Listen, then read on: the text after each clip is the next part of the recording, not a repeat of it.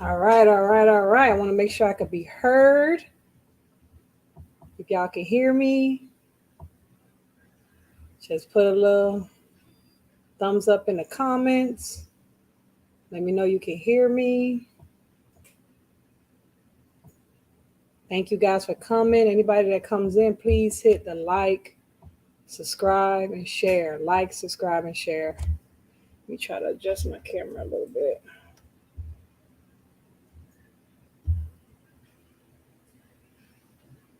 I think that's a little better. All right. Thank you guys for coming. I appreciate it. I believe I can be heard. Hopefully, I can. Thank you guys for coming to today's show. I'm so happy for you guys to be here. As you guys know, this is the topic. Can your man discipline your children? Can your man discipline your children? Now, before we even get into the show, the first thing I want to do is I want to first share with you guys a short video, real quick. It's only 1 minute. And this is a brother that's been working with me with a lot of my graphic designs, and he's been sponsoring us. So I want to play that for you guys real quick. Let's get that out of the way before we even start the show. You guys ever had in your mind something that you really wanted to just come to life? Well, that's what happened to me. I already imagined in my mind what I wanted, but I didn't know how to actually make it a reality. Well, that's why I reached out to my brother, myhustlingplus.com. This man took my old logo and just in a few questions was able to create something that I had already had in my mind visually. This brother doesn't just do logos. He does flyers. He does web designs. He does graphic design, video creations, anything that you can just have in your mind and you want to be able to visualize it and put it on paper and use it for your business or for your company. You got to check my boy out.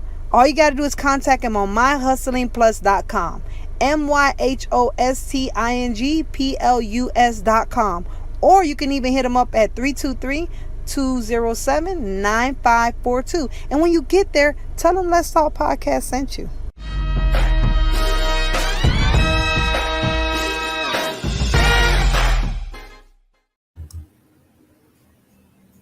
All right, all right, all right. Thank you guys. Thank you guys.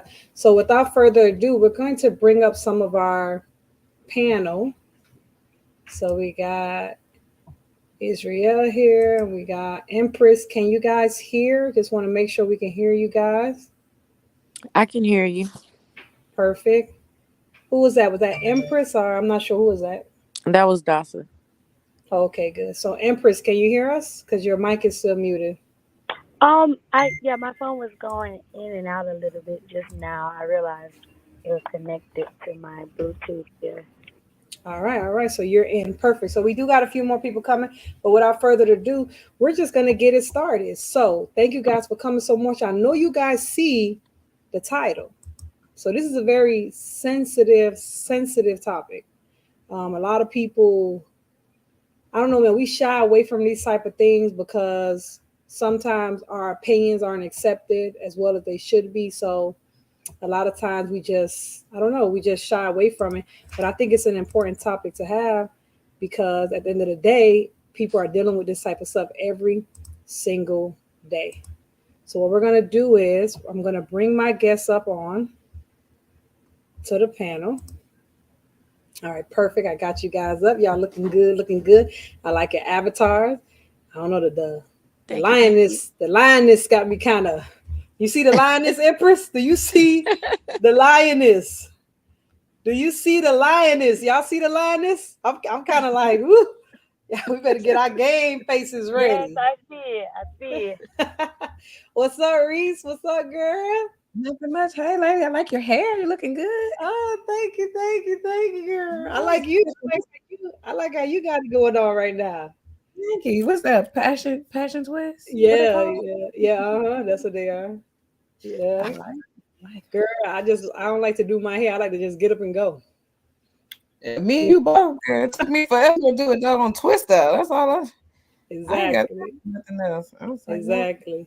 So thank everybody for coming. I know some of you guys are familiar with our guests, some of you guys aren't, but we're going to just take a few minutes just to allow everybody to introduce themselves. So you can go first, Israel. You can introduce yourself. You want to share the people, any platforms, any projects you work on, anything you might be doing. Let the people know. Okay. My name is Hadassah Israel. I go by Dasa. You can find me on the Lioness Roars. That's the acronym. So periods in between each one of those letters and roars. But I'm currently working on a mixtape, which all the songs are basically done. Hopefully it'll be out between April and June.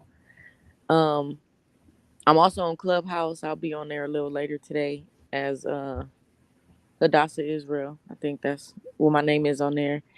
And I'm just a humble servant, roaring, putting my opinion out everywhere. All right. And we like to hear it. That's why it's called Let's Talk. And how are they going to be able to find your mixtape? They just have to look you up? Well, What stream? What are you it'll using? Is it be YouTube, Spotify? What are you going to be using? it'll be out for sure on all the free platforms. YouTube, I think SoundCloud. Yeah, SoundCloud is free. It'll be out, but I'll be posting on Facebook.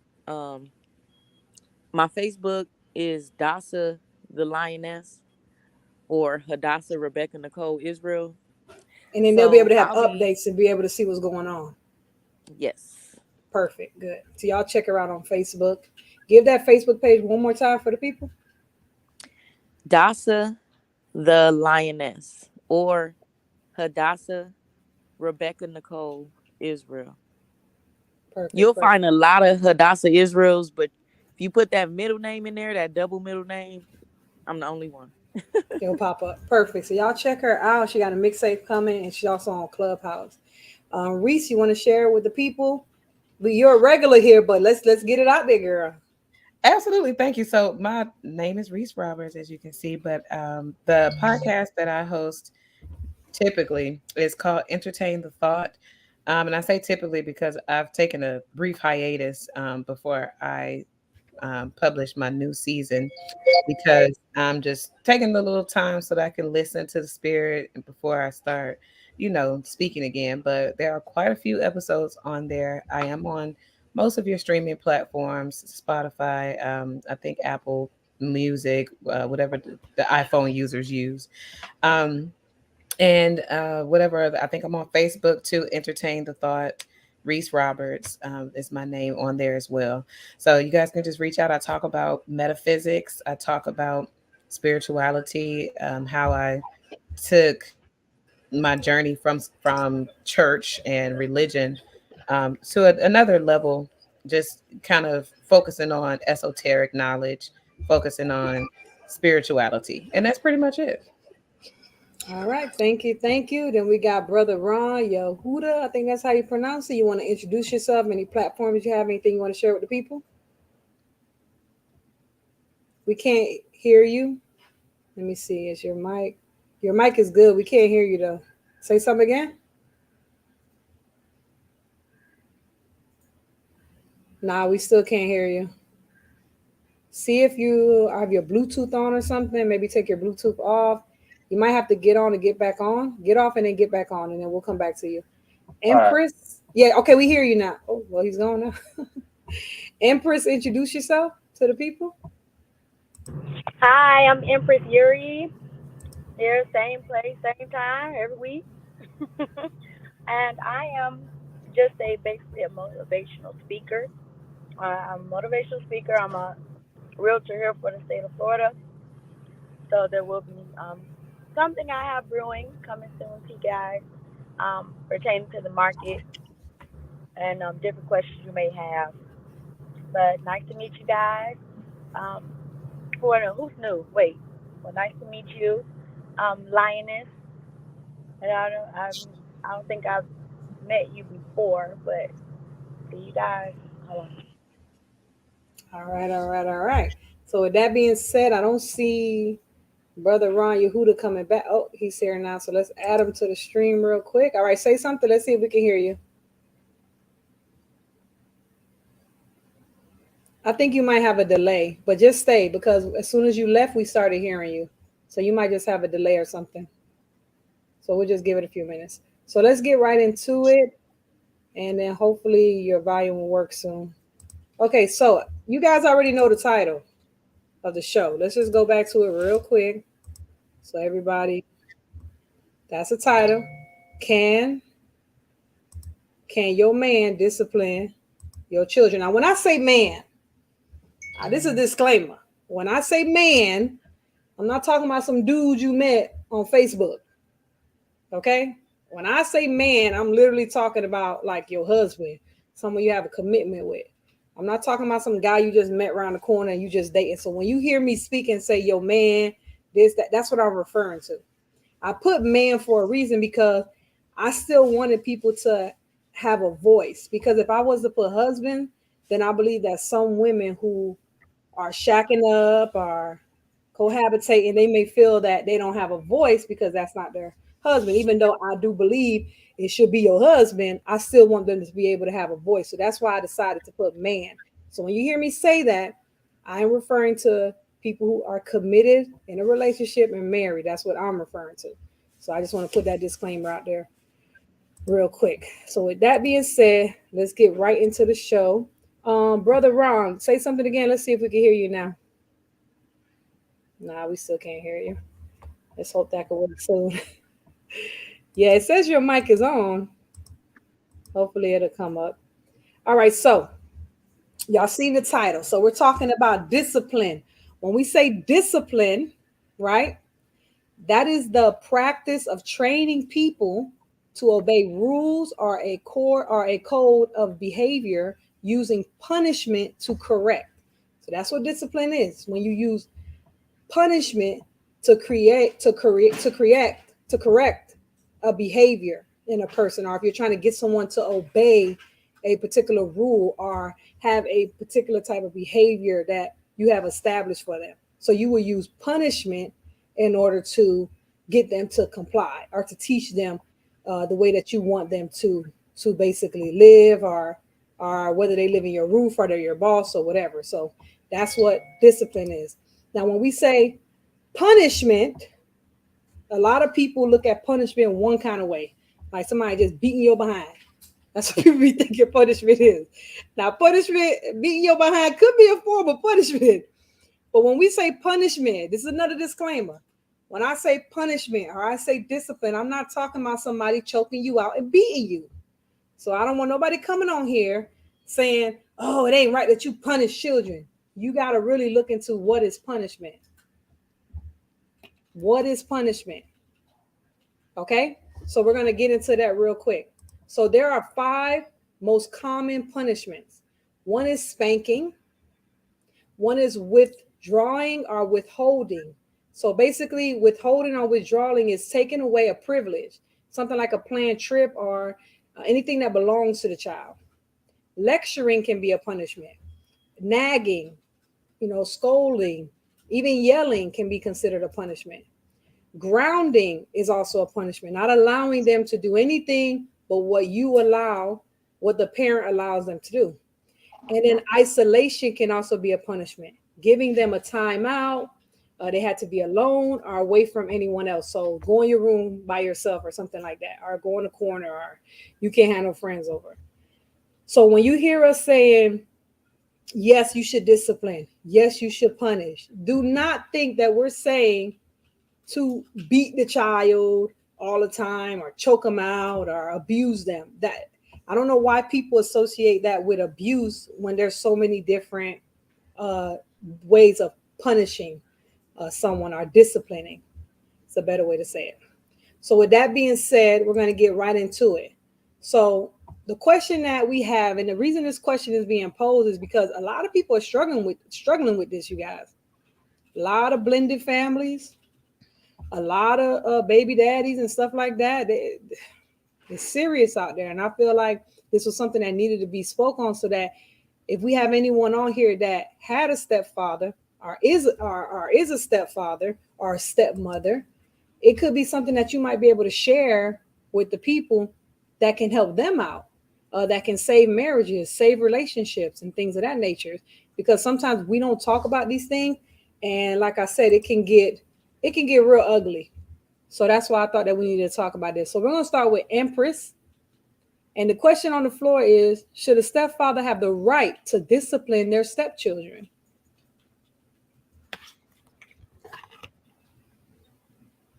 Uh, oh yeah. I do believe that in some reasoning, they may. I don't believe in certain types of discipline. Okay, and that's either from both parties, but neither here nor there. Like I wouldn't want anyone to, you know, physically or verbally, discipline in a certain way. You know what I mean? Like it's okay with correction. There's nothing wrong with correction. Okay. However, I would definitely prefer it happen in my presence. I don't want you to discipline them when I'm not around. As far as even a lecture or anything like that, because kids play both sides to have their way. You know. So if you are, if that person who you're dealing with, your man, rather, is getting ready to discipline them, I would rather, the guy actually wait and have a conversation with you first, and then you guys both approach the situation together. I don't think it should be like that your man is left alone disciplining your child without not in your presence. And that's something that I was just speaking to with my cousin about. He brought that to my attention because I posed a question to him as well, and it was like, yeah, I wouldn't want, I don't think it should be done with that, with not in my presence. Now, hold Because on. When you say not in your presence, what type of discipline are you saying not in your presence? I mean, as far as correction, any type of discipline. So you don't think a stepfather should be able to correct their stepchild unless you're present? Well, yes, I do.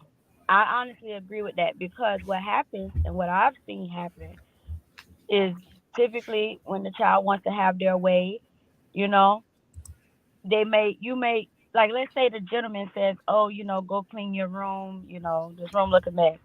When you get home, now you have to listen to your child as well because sometimes they could be getting verbally abused. So when you get home, your child is looking like, oh no, he yelled at me. You know what I mean? And there's a little hope for a lie to get in because you were not there, so you don't necessarily know what happened unless it was recorded. You have no knowledge of that. So I believe it's just a way to go about it. And me having a stepfather myself who took care of me, nearly all my life, he never even put his hands on me. That was a rule that was in our family. Nobody except for that child's mother or father is allowed to hit them. And even hitting was bad anyway, in a sense. I didn't really get whoopings like that because I didn't do nothing to get a whooping, barely. But I just don't, agree with not, definitely you definitely want to be both present at the form in a form of discipline because that is a very touchy and delicate situation. Okay. So I would definitely approach it together Okay. and The thing discipline that together. the thing that's getting me is this. I agree with a lot of what you're saying, but the issue that I'm having, and then I'll let Reese go. The issue that I'm having is I don't think it's realistic for anybody who is in a relationship with someone, committed relationship, married to someone, and they're a family and they live together, and the only time they can correct is unless that parent is present. I don't think that's realistic because if that's the case, you should never have the child around him because what will end up happening is the child can do that either way. The child can just do whatever the heck they want. They know they're not going to say or do nothing because the mama ain't there. And then when the mama do come and you say this is what happened, they could just say, no, it didn't. So they're going to feel like I can do and say whatever I want because at the end of the day, you're not going to say nothing to me because my mama not here. Well, So I that's feel like if you're with someone that you feel that you cannot trust them to be able to correct, we're not talking about beating because you say you disagree with that period. So we're just talking about correction, right? If you feel like you don't even get to correct my child if I'm not present, I believe that don't even leave the child with him. Because if you can't trust this man you to are be able to correct absolutely, the child, sister, then don't even leave the man with the child. Because listen. what You if the are. child do their Wait a homework minute. wrong? Okay, I'm I listening. wanna put a disclaimer on that as well. My mother never left me alone with him, ever. So that bothered.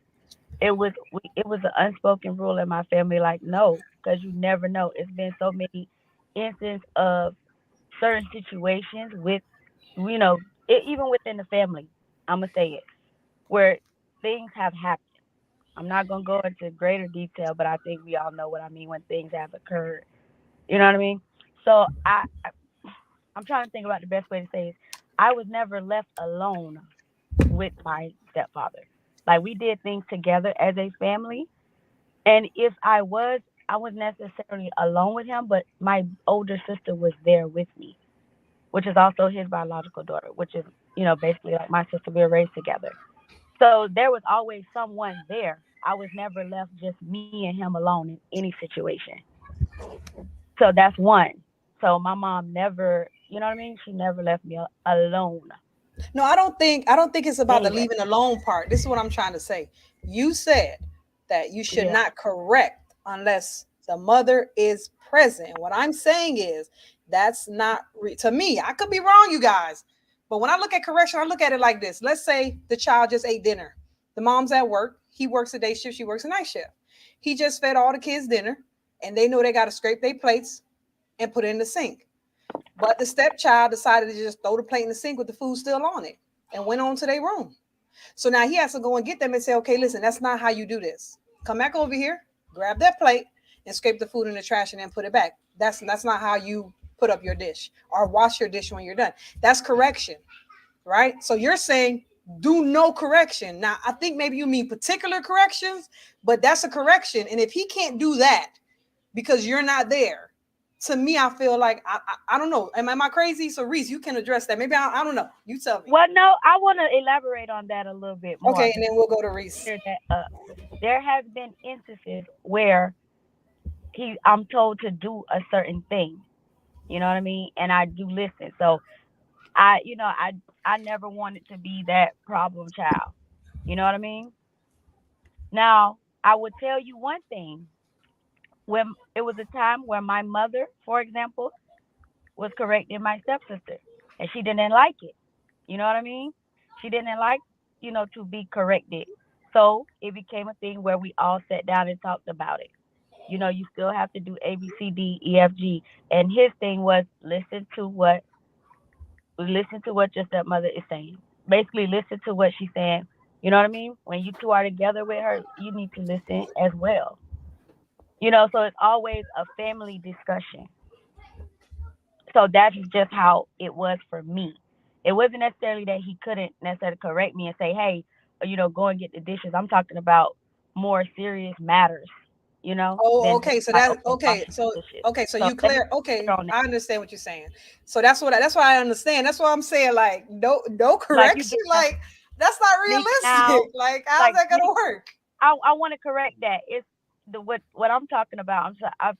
And I was speaking on more of specific matters, not like washing the dishes or anything like that's mine. That's Yeah, you know you're talking about serious many, issues, and I think that's a good idea because yeah. I think it's safe for both parties because, like you said, if it's something really serious and then he's handling it solo, he could say something that may not be true. She or he or the child may say something that didn't really happen. It can escalate into something really nasty and ugly. So, like the comment says right here, come together as a team and address the issue. I think that's reasonable, but that's why I had to correct it. Like, wait a minute, zero Yeah, I don't mean like, correction? yeah, Like I no, was no.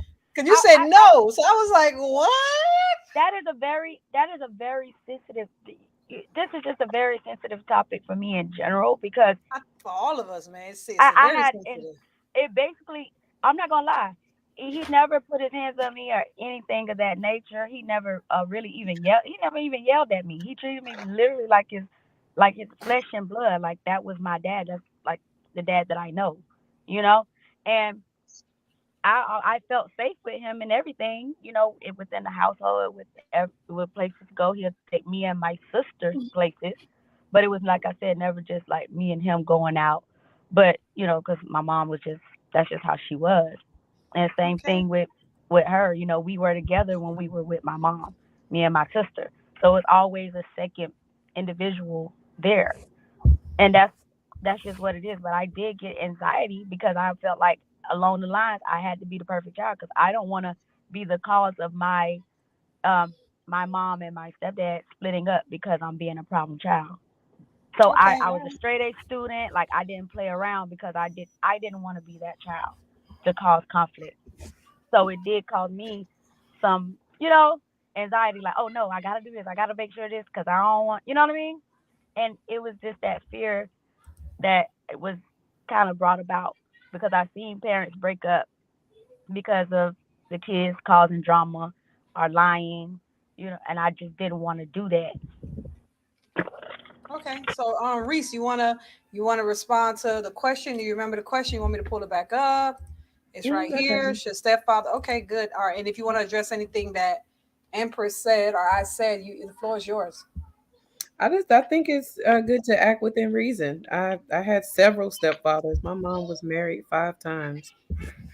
So I got the ropes down pretty good about stepdaddies. None of them ever they really didn't interact with me and my brother that much. None of them did. Um, but my two of my mom's husbands was after I became an adult, so I really had two stepdads as a child. Okay. Okay. And then my father, of course. So my mom was married when she got pregnant with myself and my brother. Their marriage lasted for like 9 years, but my dad was a veteran. He ended up on drugs, and my mom had to move on. So she got married to a Caribbean guy. He was from Trinidad, and he never disciplined us. He never, I mean, our stepfathers didn't really talk to us like that. I had another stepfather that was my mom's childhood sweetheart, like high school sweetheart, something like that. And he was a little bit more of a disciplinarian. Like he would like to keep an orderly house. And so that was pretty much the extent of what the discipline was about. It was, like you said, come do the dishes, make sure you put that away, straighten up your shoes, stuff like that. But none Everyday. of everyday stuff, just within reason. And like right now, I have my son, and my son and his. I'm not with his father right now, so any guy that I have a commitment with, they are there to be more like a mentor to my son, because my son's father has a great. They are inseparable. So my son doesn't really need an additional disciplinarian. His father is there. So this person that said if the father is not there, then he should. But if not, yeah, if your child's father is active in his life, his or her life, then it doesn't really, it's not necessary to have another man to come and do that job. So I feel like, yeah, like it's just within reason. Let a man be a man, raise his children the way he sees fit, and do it within reason. If your whole home doesn't do physical discipline, it's more than likely your child won't get physically hit by another man anyway. But if you do allow that kind of stuff in your house, there's, like this person said, you have to do it should be a family, it should be a family discussion about what is the discipline and how are we going to go about this. So yeah, I think it's yeah, I really think it's just about the dynamics of the family. Okay. Let's get to Lioness, and then we'll get to Ron. Ron, you want to see if your volume's working before we go to Lioness? You want to unmute your mic, see if it's working. Finally, let's see.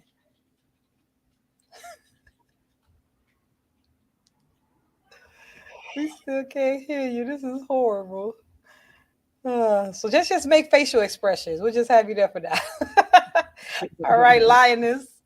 Lioness, on the floor is yours. Did you get the question that we had on the floor? Anything you want to respond to that the panel said? Should a stepfather have the right to discipline the child? And remember, when we talk about discipline, we are not just talking about spanking. We're talking about correction. We're talking about taking things away. We're talking about all that stuff. Because discipline is a wide range of ways of disciplining. So the floor is yours, Linus. Well, first I'm gonna say I believe that it takes a village. Um, I don't believe that discipline, whether it be simple correction or uh you know extensive discipline, whatever the case, I don't believe that should be just limited to the parents, for one. um Okay. Anyone who leaves a child with me must understand that I discipline.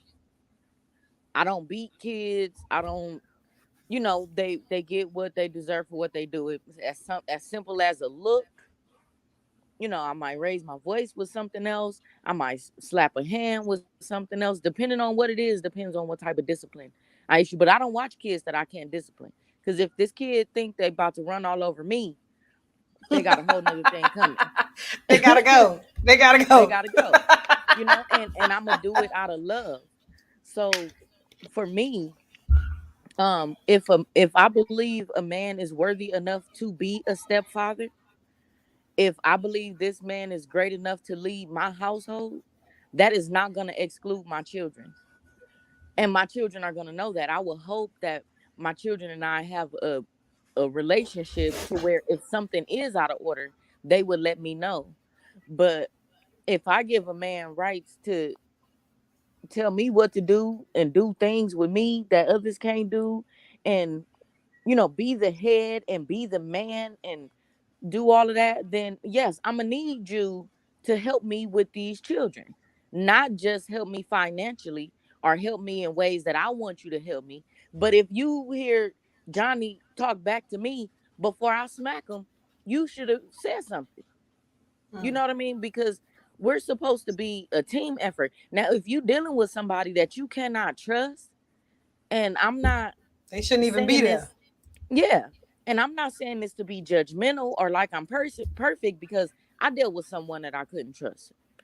And yeah, if I can't trust you, then you don't need to be here, especially in these days we living in. We living in the last times. I need to trust the people that surround me. We need to be able to work as a unit. And if my children don't have enough respect to take correction from somebody when they know they out of order, because they gotta know they out of order if I'm training them, then I need to talk to my children too. But you know what I want to So ask you real quick, because I think your way of thinking is similar to mine. Not that anything that recent Empress said that I disagree with or anything like that, but that's how I kind of look at it. It's like when you decide to commit yourself to a person and bring them, y'all become a family.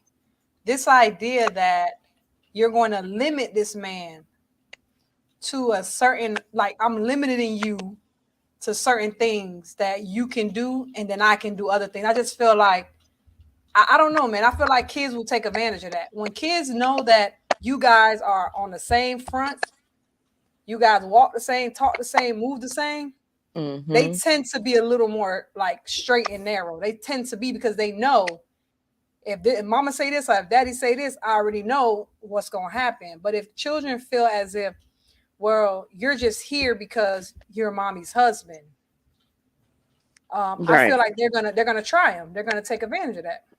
right. And That's I just think my way of thinking. I think that would also help break down the marriage, because how can this man feel if Timmy, who is now 5'10", I couldn't say a word to him when he was 4'2". So how am I supposed to feel now? This young man is turning into a man, and I cannot be the man that I'm supposed to be. You know what I mean? I feel like that would wear down a relationship if a good man is in it, because a good man is gonna have the desire to rule his household correctly. But You I want to know? ask you, I want to put something out, and this is for Lioness, because I know Lioness, you gotta leave soon.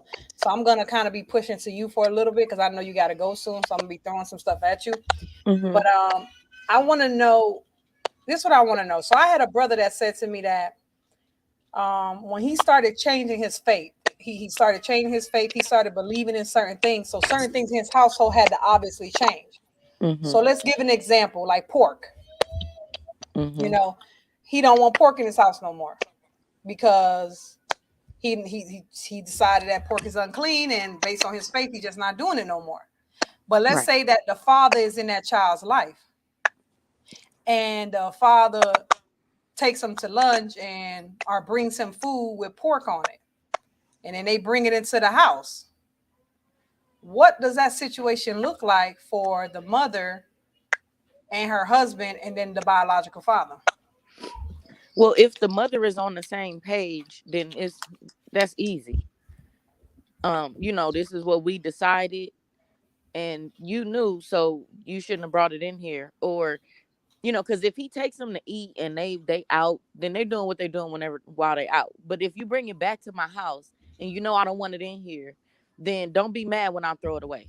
I mean, I'm one of those. I'm a tough one, So I think that just is what it is. But the father um has to respect the wishes of this man who's now the head of the house, and the man who is now the head of the house needs to have enough respect to be able to talk to that father and say, hey brother, I know you bought him this, but you know we trying not to do the not do the pork thing. Or it's ways that things could be worked around. I'm not saying diminish from what the father is doing at all. You're still the father, but you're not the man of this house. I'm the man of this house. So I Well, don't know. a situation had happened like that before. So this sister was on the same page, right? Basically, her son had got into a fight. Her son had got into a fight with someone at school, and he decided to retaliate online by spreading some of their business. And the mother didn't like that, and stepfather didn't like that either. They was extremely disappointed. So they decided to take away the phone privileges because they felt like, we're going to take it for a little while because what you did, that's not what you do. Taking it to social media, trying to embarrass this person, that's not how you handle stuff. But the biological father was like, no. Why he can't have his phone? When I want to call him, when I want to talk to him, I don't care anything about that. And it ended up being like a strife. Well, what I would do is united with my man. Of course, we gonna have these discussions in private. But when it comes to dealing with the father, the woman should be doing that. Now, if the woman can't handle it, then of course the man can step in and say, "Hey, we decided this." But my thing would be, and I know a lot of mothers don't think like this, but in my house, since I don't have a head, it's my way or the highway. So if you want to deal with him and allow him to think that it's okay to go out and tell my business what's going on in my house, and you want him to have this phone, then he needs to go to your house so he could use it, because he can't use it in my house because he leaking information. Like that's not okay. Loyalty needs to be shown there. So in a situation like that, I think the woman and the couple should decide what they're gonna do. They should say what the discipline is gonna be. If this father is able and willing to take this child, then hey, you take him, because it's my way or no way. And if you can't afford to take him, you still staying at your cousin's house and you don't have room for him, then I need you to be quiet while I discipline my child in my house. You know what I mean? I think decency and order is what would help all of that, because if everybody knows where they stand and what they're supposed to do and not supposed to do, then we could figure out all these blurred lines. But at the end of the day, if that man is supposed to be the head of that household, then he should be able to operate like he's the head of that household, whether the father has something to say about it or not. That's just Okay, what Reese, I I want to think. hear from you because Reese, you may find yourself in that situation. Not really, but I'm just saying, the child's father is very active in his life. You may find yourself married again. If you find yourself in a situation like that, do you agree with the way that she said she would handle it? So I think that there is a fine line. There's always going to be discretion necessary. Like the sister said, decency and order is necessary in all situations, because whatever a couple has as their understanding is what is going to need to be executed.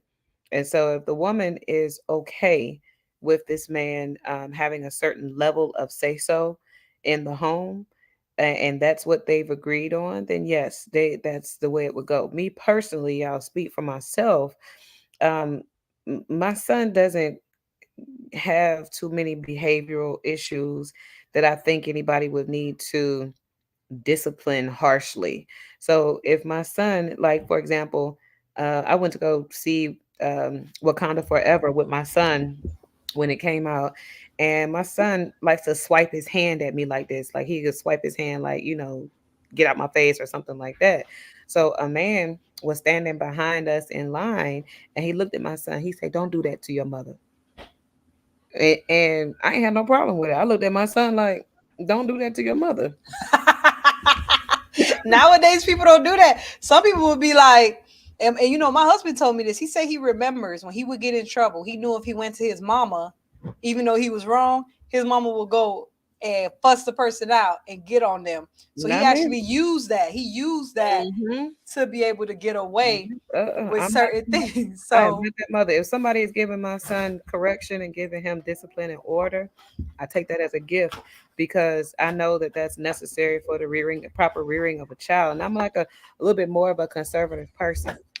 I appreciate discipline. I appreciate when a child is given the materials, the tools that they need to be able to govern themselves accordingly. I come from a time when kids couldn't be in grown folks' conversations. They couldn't be in a room when it was adult time, and they couldn't watch certain things on TV. They couldn't say what when you call their name. So for a child to be given that from any source, I receive it. I'll be like, look, I'm gonna be quiet while you getting on my son. I'm gonna sit right there and be quiet too. I'm gonna act like I got in trouble. I ain't saying so it goes back to what the line is said about it takes a village. People don't have that mentality no more. But let's get into the next question real quick. So this is kind of discussing what we're talking about. So let's lay out the narrative, and then we're gonna go to Lioness because she has to go soon. So I'm gonna let her answer this, and then I think she got to leave soon because she has to be on Clubhouse. So Lioness, this will be for you, and then the panel after that we'll go to Empress and let her get in. So the scenario is you have the ex and you have the wife, and they're getting into it about the parenting of the child. Um, the mother feels that the child should be maybe disciplined a certain way, and the biological father says, no, I disagree with that. So they're kind of going back and forth about the situation. Meanwhile, remember, this child resides in the home of the stepfather and the wife. And this is very important because when I asked this question, I got a lot of females that said, no, that's between them two. But the problem that I have with that response is that it's not between them two, because whatever that ex decides will affect the household of that husband. So I don't believe that it can just be a clear cut answer of it's between them, just stay out of it. And that's what I hear a lot of women say. Now, yes, I do believe that the wife should be communicating with the ex, if possible. But if it's something where there's like a really big disagreement and it's causing some type of strife within the home of the stepfather and the wife, me personally, I believe that all three should be present to come up with a solution that's best for the child. That's just my opinion. So, Lioness, do you think should a stepfather get involved in parenting discussions between his partner and the ex? First I'm gonna say thank you for allowing me to be on the platform. I'm sorry I'm gonna have to leave so soon, but I do appreciate this. Um Thank you. I I appreciate you believe being that here. if oh, no problem. I believe that if the father is involved and the child is living with the mother and the stepfather, then he can be included in the discussions of where the child is living. Um, Now, if they have some kind of joint custody where they have them 50-50, then I would say it the other way around, where the stepfather is included in the discussion. But it really depends on what kind of role the father is playing, because we have a lot of absent fathers who want to move as if they're present, and So it's are you like, nah, saying it bruh. change? Hold on. So are you saying that depending on the role of the biological father depends on how we're going to handle this particular question? Should the stepfather be involved? So if he's like an absent in and out dad, you would say it would be different than a 24/7 dad. Right. And now either way it goes, I believe the stepfather should be included. If he has a desire to be included, I feel he should be included. If he's any basically what I'm trying to say is anyone who is actively participating in the upbringing of that child, anyone who has the authority to issue discipline should be present if they need to be present. um for me, it was never really a big thing where a meeting has to be had. It was like, okay, you did this, go to your room. Okay, you did this, excuse my French, but I'm gonna whoop your ass. Like, as simple as that. It was never like, what do you think we should do about that? Is this good? Is it bad? It was like, no, this is what it is, and this is what it's gonna be. So any discussion that might be had would be past tense. I don't like the way you handled that. Not so much as what are we gonna do about it. So in a situation like that, if somebody didn't like what was handled, then we could talk about how we might handle it if it comes up again. But really, the focus should be on it's not coming up again. And if it comes up again, it might need to be a more severe punishment, or a longer restriction, or you know what I mean? So I don't know. This question is kind of different. I don't know if y'all understand where I'm coming from. I understand what you're saying. I never thought about it at the level that you said, that depending on the role of the biological father. I never actually thought about that. But now that you said it, it made me think about it. But it's a question for you. I'm assuming this is for you. It says, does it matter if the stepfather marries a mom or if he's just a man stepping into a stepfather role? So do you think that what you're saying, does it apply different? Because you say it applies different if the biological father is there or not. So this brother from the Bottom Fitness wants to know, does it matter if the stepfather is married to the mom or just stepping into that role? Well, if you would have asked me this a year ago, my answer might have been different. But I would say, now, yeah, they need to be married. This does not need to be just a boyfriend. You've been around for 3 months and now you pulling your belt off. No, you need to be there for the long haul. You need to be actively involved. You need to literally love my child. You need to care for them, how they grow up, what their future is going to look like. Not just, I'm here smashing your mama, and so go to your room because I said so. Look how you put it. You know what I mean? Like, I'm sorry, I keep it real. That's how kids be seeing it too. They see it like that. They be like, when the next one coming in? Because he better be gone Right? soon. And the Like, next it's one better dark. come in. No respect. No respect. Look what Levi Benjamin said. He said, agree. 100. 100. He agreed. I wasn't expecting you to say, you just smash your mama. Like, what the I'm sorry. But it's true though. Is that not true? And I told my husband this because my husband, his mother had not to, put his mama out there. She's a wonderful woman. She took very good care of her children, just like Reese told her mom's experience having multiple husbands. The thing is, these children look at it like that sometimes. Sometimes they look at it like, you ever work the job and every few months you get a new GM? So you just be kind of like, I don't respect this GM. A new one gonna come soon anyway. You gonna be gone in a few months. You'll be out of here soon. Some kids might look at it like that. And I'm not talking about, kids that know they got to get it together. I'm talking about kids that are already kind of rebellious. They'll find anything to not have to respect that person, just to be like, whatever, it'll be a new dude in here smashing mama soon anyway. But with that being said, I know you got to go in like 10 minutes. So how about you share your information one more time with the people? And then we're going to go, Empress, I'm going to let you address the question. And I got to get to Zay Dr. Godhop. I got to get to my brother. So share with the people your information, Lioness. Okay. It's a few of them. I'm gonna be all over the place, but I have the Just the Thought podcast on Anchor. I try to share it. I'm gonna get it up on YouTube. My YouTube page is The Lioness Roars. So that's R.O.A.R.S.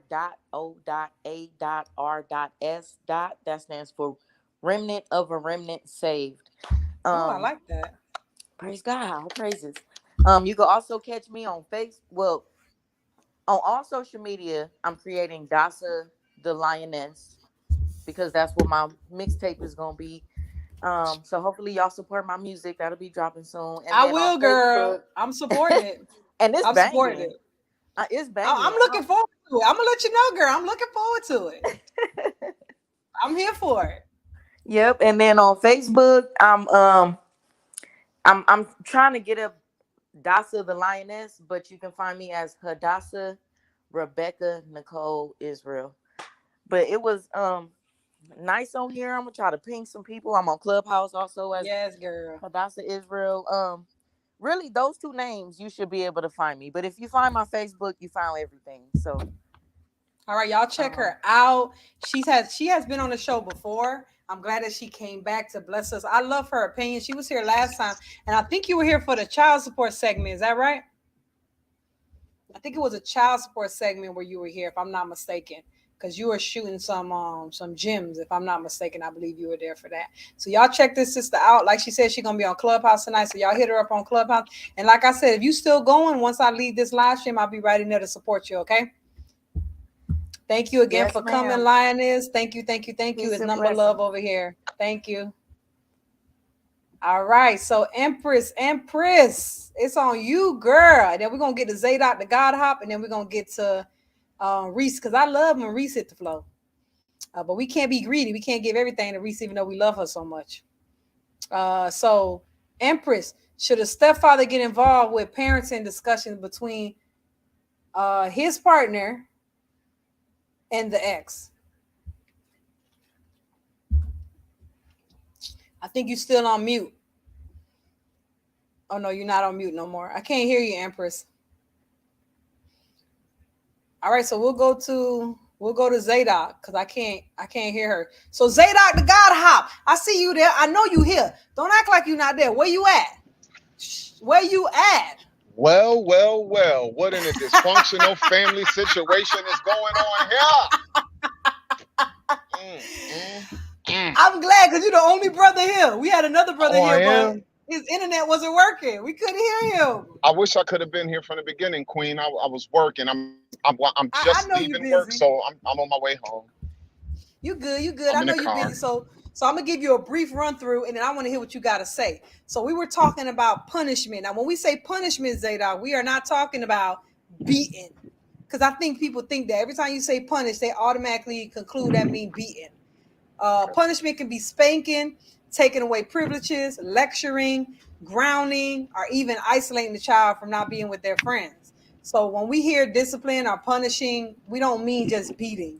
But with that being said, the question that was on the floor was, the scenario was your wife and her ex is getting into a disagreement and a discussion about the parenting of that child. Mm-hmm. And a situation came awry where they can't find a reasonable common ground on the issue. Do you believe that the stepfather should be getting involved with the discussion between his wife and the ex concerning that child? I would say it depends. I would say that the situation may call for yes, or it may call for no. And so you know how, huh? Give me an example of where it would be yes and where it would be no. Well, I would say, if you don't like the nigga, then you ain't gonna be able to speak to him peaceably. You're not gonna be able to be a fair judge, because what if your wife is being unfair? So depending on who the man is, and I think also to respect the other. Now remember, you're talking about mediation. Of course, you got the right to your opinion, no doubt. You could let it be known, hey, no, I don't feel this, that, and the third. But if they can't come to an agreement because you respect that is that man's son or daughter, and that's, of course, your wife's son and daughter, it's his ex who is your wife. So put it like this. By Yah's grace, this year I'll be celebrating my 24th year of marriage to my wife. And I'm a stepfather. My wife had sons when I met her. And the youngest of them, actually, when I got with my wife, he was 5 and he's 30 now. And he actually works for my construction company. So I know what it is to raise him. And I'm someone who was a stepson all my life. I don't remember my dad because him and my mom worked in items since I was 2. I'm almost 50 years old. So my entire life is experted in this very thing. Um, and so I'd say that if the the man, put it like this is when I believe you can mediate. When Okay. even the father of the children respect you enough as a man to say, yo, bro, she not being fair, bro. You know how she is, man.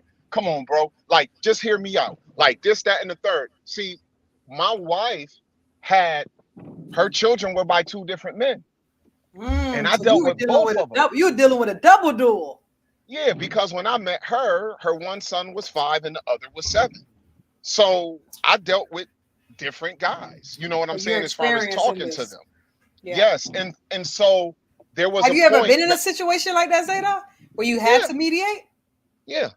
Uh-huh. Oh, okay. Yeah, so I'm talking from experience, but that's why I said yes and no, because I took care of a man's child when he couldn't.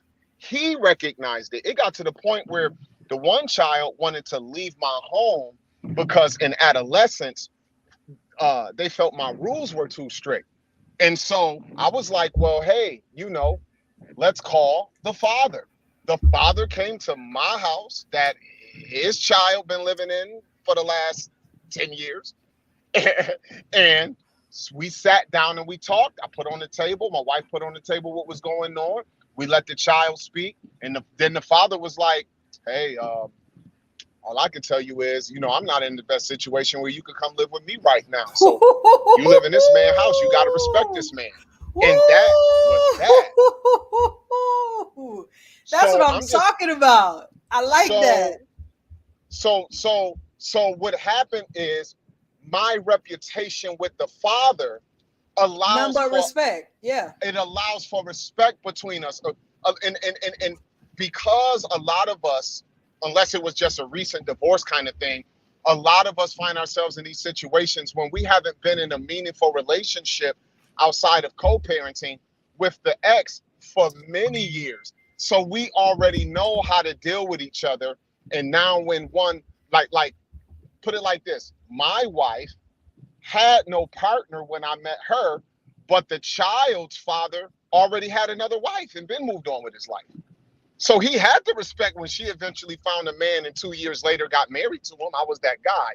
So all I can say is if they're not peaceable, then outside of the stepdad having his right to his opinion of how a child should be treated that live in his home, he may not be the right one to be a mediator. So the situation depends in that regard. And I'll just say this because I heard that one sister, I think her name was, no, it wasn't Empress because you called Empress. Who was the sister speaking who gave her website information? I think it What was her name? Lioness, Hottest Israel, Yes. something like that. Yo, I'm going to tell you this. I like what she said because one thing mothers got to remember and fathers, if your child like me, put it like this. My stepdad and my mom split when I was 12. I've never called another man my father. I know I have a biological father, but he never raised me not one day to my memory. So the only man, I never called my dad a stepdad. This man been with me since I was 2. He whooped me. He the one put me in he the one who you keeping it real. You keeping it real tonight. Yeah, he the one who whooped me. He the one brought my Jordans. He the one gave me my video games. He the one who took me to the basketball court to play. He the one that when I was scared to fight boys around the corner, he took me in the backyard and said, "Take my hits." He said, now, can you take my hit? I said, yeah. He said, now you can take their hit. Are they stronger than me? I said, no. He said, then they not strong enough to hurt you. Next time one of these boys mess with you, boy, you go for yours. Man, I turned into Bruce Lee. That don't mean I won all my fights, but I did turn into Bruce Lee. You was a black Bruce Lee? Hold on, you was a black Bruce Lee? Flying knights off the top step. You better recognize. Zadok, listen, I want to say something real quick to what you were talking about, and then we'll go to you, Empress, because I hear you laughing over there. Zadok, I tell people this all the time, and they look at me crazy, right? So I had children before I got married as well. So it was the same situation like you when you married your wife, and she had already had 2 children. That was the same situation for me. well, and my husband had no children either at the time too.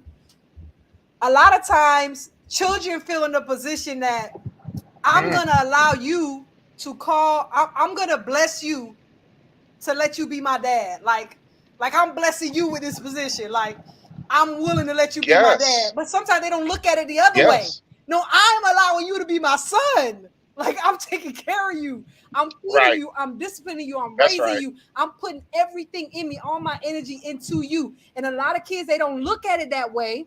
They look at it like, no. It's I'm gonna bless you with allowing you to claim me. And then I think they take for granted a lot of things that these stepfathers are doing, especially the ones like you, where your father is not there. See, Reese is in a different situation. Her son's father is very prevalent, very active. So I think that goes back to what you said in the beginning. Remember what you said? It depends. You said it depends. Yeah, and it's not a cookie cutter approach. Yeah, because Reese would be one of those people where it wouldn't be the same as when you grew up, where you didn't have your father there. Reese's situation was totally different. But I want to give you one more opportunity to answer the first question because you weren't here, and then I'm gonna go to Empress and then Reese. The question that we had earlier when you weren't here for was, should a stepfather have rights? Salute to Empress and Reese. Bless the queens. Go ahead, sis. Yeah, he said, what's up, y'all? Thank you, King. Appreciate it. So I think you already answered the question, but basically, should a stepfather have the right to discipline? That was hell yeah! The first question. Oh hell yeah! Hell yeah! Heaven yeah! Hades yeah! Shamayim yeah! Whatever you want to use. We get it. Because I'm gonna tell you like this. We get it. I'm gonna tell you like this. When my wife and I were an item for 2 years, and because I had no guarantee that I would be, I didn't know I met my wife the day I met her. It was no way I knew I met my wife. And she didn't know she met her husband, even though later on she tried to act like she did. I said, you stop acting like you just cuffed the guard. But anyway, my wife and I were an item for 2 years before we got legally married. While I was around the children, they were used to me. All of that. Even though the kids did things that I didn't like sometimes, she was comfortable with me because remember, there was no consistent man in the home. So because I was around them all the time, she definitely didn't hold me back from, at least if I felt, hey, y'all wilding, and I'm like, hey, calm it down. She was like, man, you don't understand the bass in your voice sometimes command a respect that even though they only known you for 2 years, they take you seriously. She said, it's just something about a man with men. I said, okay, cool. But I never, even if they did something that I thought warranted, like, hey, I think hands need to be laid upon them, I did not do that. You're not talking about a baptism, right? When you said no, yes. I'm talking about Nehemiah, what Nehemiah said when they were trying to sell outside the gate. Yeah, when it was outside the gate. That's what you talking about. Yeah. I did not lay hands upon them because I didn't feel it was my place to. Now, if she ever felt, would you, hey, that boy's so out of control. He know you enough. I need you to lay hands on him. Only at her behest would I do that. But other than that, I did not do that. But I got a question for you. Hold on. But Zadok, I gotta ask you something. When you finish that. Go ahead. The question that's up on the thing is referring to what you're saying. And but you don't realize how, and I'm gonna explain it real quick. My brother and my best friend dealt with this. It was a similar situation. Both of the parents didn't give a darn about the best interest of the child. Their education, their disciplinary, the behavior, they made excuses for the child, but you're the step parent in the background and you're seeing the destruction of this child within your home. So what should a man do when the mother and the baby daddy, the boyfriend, are against them? I personally, before you answer, I said leave them alone. That's what I said. I said let them fail. Let them fail, because if he don't care if she do homework and the mama don't care if she do homework, and then you tell them to do homework, they think you the bad guy. They think you so horrible. And it's only so many times you can keep trying to bust them upside the head before you keep looking like you're the bad person. So I said sometimes you could do your best, but at some point, if the parents don't care, both parents, and this child is just going down the wrong path, I don't know. I just feel like, what can you do? Forcing it is not going to help. So what would you say to that? Well, oh goodness, that was an interesting question. I never really dealt with that. Well, no, you know what? I'll say this. It's not that I'm saying I didn't deal with it in the context of the type of woman that my wife was then and is now. I mean, to the point, my wife and we raising children all over again. We adopted 2 little girls in our family that we've had for the last 5 years. That's a They're blessing. 8 and 9 now. I thought we was done. I thought we about to be in Jamaica every Nah, other you starting year over. and all that, and it ain't Nope, even happening. Now we your gotta, work ain't finished. yeah, we gotta Your go to work ain't finished. we gotta go to damn Disney World. I'm like, come on, man. You know what I mean? But When you go, come and see me. I'm in Florida. no, I'll come see you if I come that far. But I'll say it like this. That is a tough one because to me, step parent is a legal term. I'm not a step parent because, as Sis said earlier, I'm smashing Mom Dukes for the last 4 months. I ain't this guy. I ain't guaranteed to be loyal to her, let alone some child. But if I marry this woman, I am now legally, by law, a de facto guardian of this child. That's what makes me a step parent. And in that regard, if it got to the point that I felt it was so bad with, I done made an unfortunate choice of a woman who don't even have a standard, and I feel I gotta leave the relationship. I didn't think of that. I will, if I love the child, I'm going to go to court for the child. I'm taking the kid because I love the kid. I made this child my child. I've been with this child since the child was 3 years old, and now they 12. And you think just because I'm not the biological, that if I leave, I don't get to come back and have, I love this kid too much. I would take your ass to court for this kid. Right. Amen. I didn't think of that. I didn't think of that. Empress, go ahead and go on that. Okay, go ahead and say that. Let me. I'm gonna be honest with you. Oh, go ahead, brother. I want to land here because you asked me an extra question. I was letting you know when it came to my own children. Once I became their dad, legally, they've never been referred to as my stepchildren. My husband the same way. Not from my one husband day. the same way. He's never said that. He don't even feel right saying it.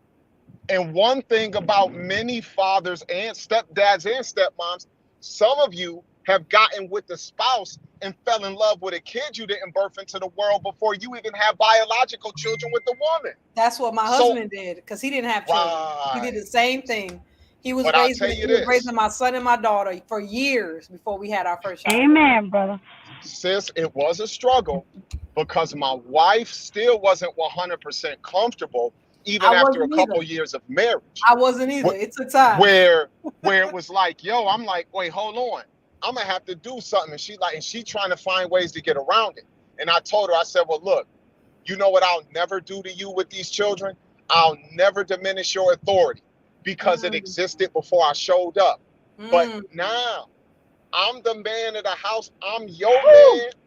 And I'm your head. Empress like all of this. And I'm telling you this. And I'm telling you this. If they can't be touched, because this is the thing. I'm talking about, my stepchildren, I had to put hands upon them 3 times in their whole life though. And I've been with them for a quarter century, and they've been grown. So what I'm saying is it ain't just wow, but I told her, I said, hey, look, if you got an issue and it's that difficult, I accept it.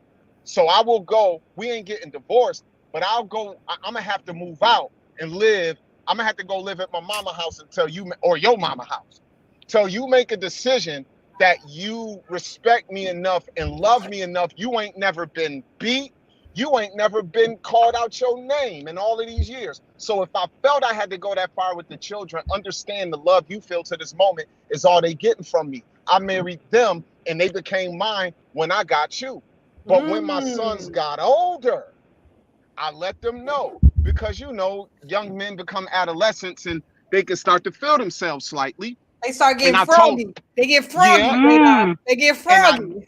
And I never, give me 60 seconds. My rule with my wife was, you got the right to reprove me for anything as your husband. Just don't while on me in front of the kids. You could take me in the room and cuss me till my face blue. I said, because I'll never do it in front of you. I'll never do it to you in front of them. It got to be a united front. You know why? Amen. It gotta be a united Because front. That's the same thing with me and my husband. And he had to teach me that, Zadok. You see what you said? You Yes. said to your wife. I remember he didn't have any children. And I actually thought that he wasn't in a position to tell me anything because he don't have kids, so he don't know what he's talking about. That's how it was like 15 years ago. But it took him to have to help me out and explain to me, like, nah, look, don't disrespect me in front of them. Don't disagree with me in front, and I won't do it to you. Let's go in private. You know why I did it? You know why I did it? Because when they get older and they start to be physically bigger than you, and I'm not around for some reason, they better understand. They've never seen you argued with. They've never experienced, they heart never beat fast because of a disagreement between us. And I got physically imposing with you, or I even screamed on you hard enough for them to be scared as kids. So if they ever get a thought in their heart that they could rise up, they understand that they done basically tried to kill Jesus, as far as I'm concerned. Because when I show up, it's beef. Hold on, say that again. Say that again. That's hard. If they disrespect you, they done tried to kill Jesus, as far as I'm concerned. And it's gonna be consequences and repercussions. And my sons knew. I said, when you get older and you feel you don't want to live by my rules no more, just don't leave home poor. Because if you leave poor, you gotta come back. And you need help to come back, I love you enough to let you back. But now the rules are different. And don't ever, if you get mad at me enough in my house where you feel some kind of way for real, just go ahead and leave. Because if you ever press me in my house, I do not lose home games. Just whatever that means to you. I don't lose home games. Now I love you. Go and get you a damn turkey sandwich or something. Reese, you're so pretty, baby. I just gotta tell you that. Every time you come on, you're just so pretty. Thank you. I'm over here just listening because I appreciate this conversation. Wait, Empress, go on in there, girl, because Zadok does. Let me tell you something. Zadok on fire tonight. That's why I love when he come. He on fire tonight. He on fire. Listen, we appreciate you, my brother, because let me tell you, I'm not gonna lie to y'all. I only had about 2 hours of sleep. Okay, I've been working, but so I've been all out of whack. But Zadok, you took everything that my brain was mentally trying to concoct, and he just put articulate, and I've been trying to spit those words out just like that, and I don't think no one could have said it better.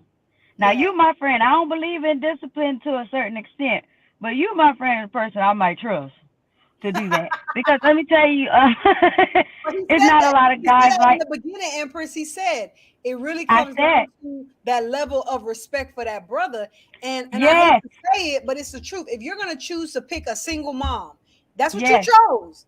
You chose that. Let's not act like you didn't. Zadok chose a single mom to marry. He chose that. So this idea that, well, why he gotta prove his respect and his loyalty. You have to, because you chose you it. Have to. You can't just come in and just because you a man and your genitals are different, that somehow I'm just supposed to relinquish all to you. It doesn't work that way. So by you choosing this lifestyle of marrying a single mom, you're gonna have to prove, not so much prove, but your actions and your behavior is gonna have to show that this is a man that's worth respect, that's worth honor, that's worth listening to. You know what I'm saying? Yeah. And you know, one thing that you did say, Zadok, that stuck out with me is that you gave him a little taste of the medicine.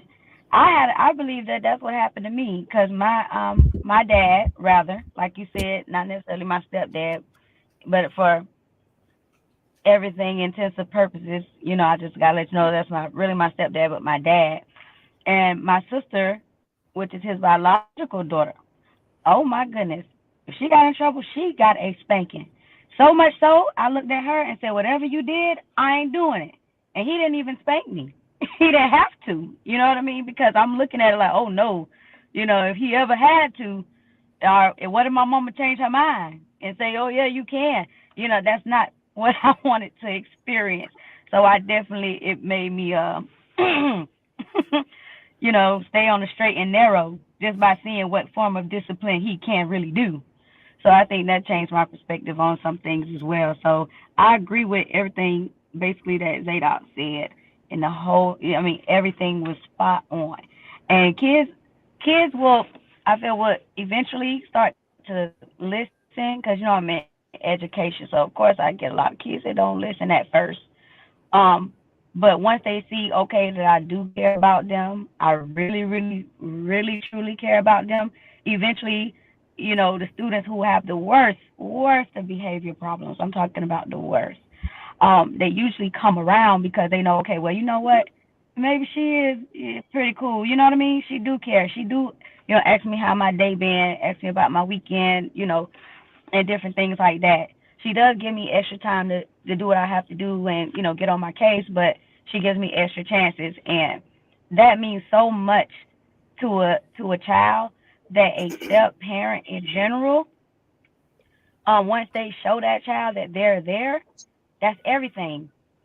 And then they will be more apt to eventually, even though they have their rebellious moments in their adolescent years, I think just fighting a good fight, hanging in there, being patient as a parent, still putting that discipline down as a step parent, but being patient. But I do feel like there are going to be some times where I think the question was regarding the step parent or the stepfather rather, um having discussions with the mom, biological dad.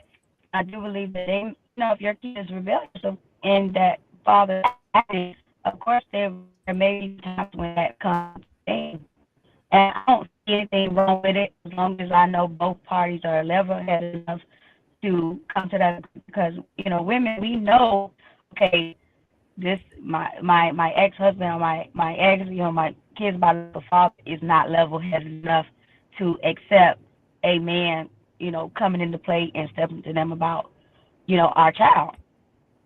But that's another thing that depends on that situation. But if you're in my child's life, like I said, discipline is fine. I don't, have an issue with discipline, but it's not going to be like overly aggressive discipline in a certain aspect, like brutal whoopings and things like that. I just really don't necessarily agree with. But then again, it really depends on the child, what the child does. And like I said, if it's done in the mother's presence, she just you guys have to put on that united front in front of that child. And then if she disagrees with how you handled it, that should be a topic between you and her, behind closed doors. And the child should know, oh, my mom didn't agree with him spanking me, hey, or my mom didn't agree with this, that should just be a topic between the woman and the man, most definitely, and the stepfather in play, or the father figure. But I don't think if you are disciplining my child in front of me and I know they're wrong, I'm not really going to say anything. I'm going to let you discipline them. And if I have any, issue with how I say, maybe you're a little too harsh. You don't think you was a little too harsh with the, if you're a woman who allows spankings or whatever, I think that was a little rough. But I would never say that in front of the kids ever, because they always got to know, oh, they always have to at least think or assume, oh, they on the same page, because he said this to me, he straightened me in front of my mama, and my mom didn't say nothing. My mom was agreeing with him.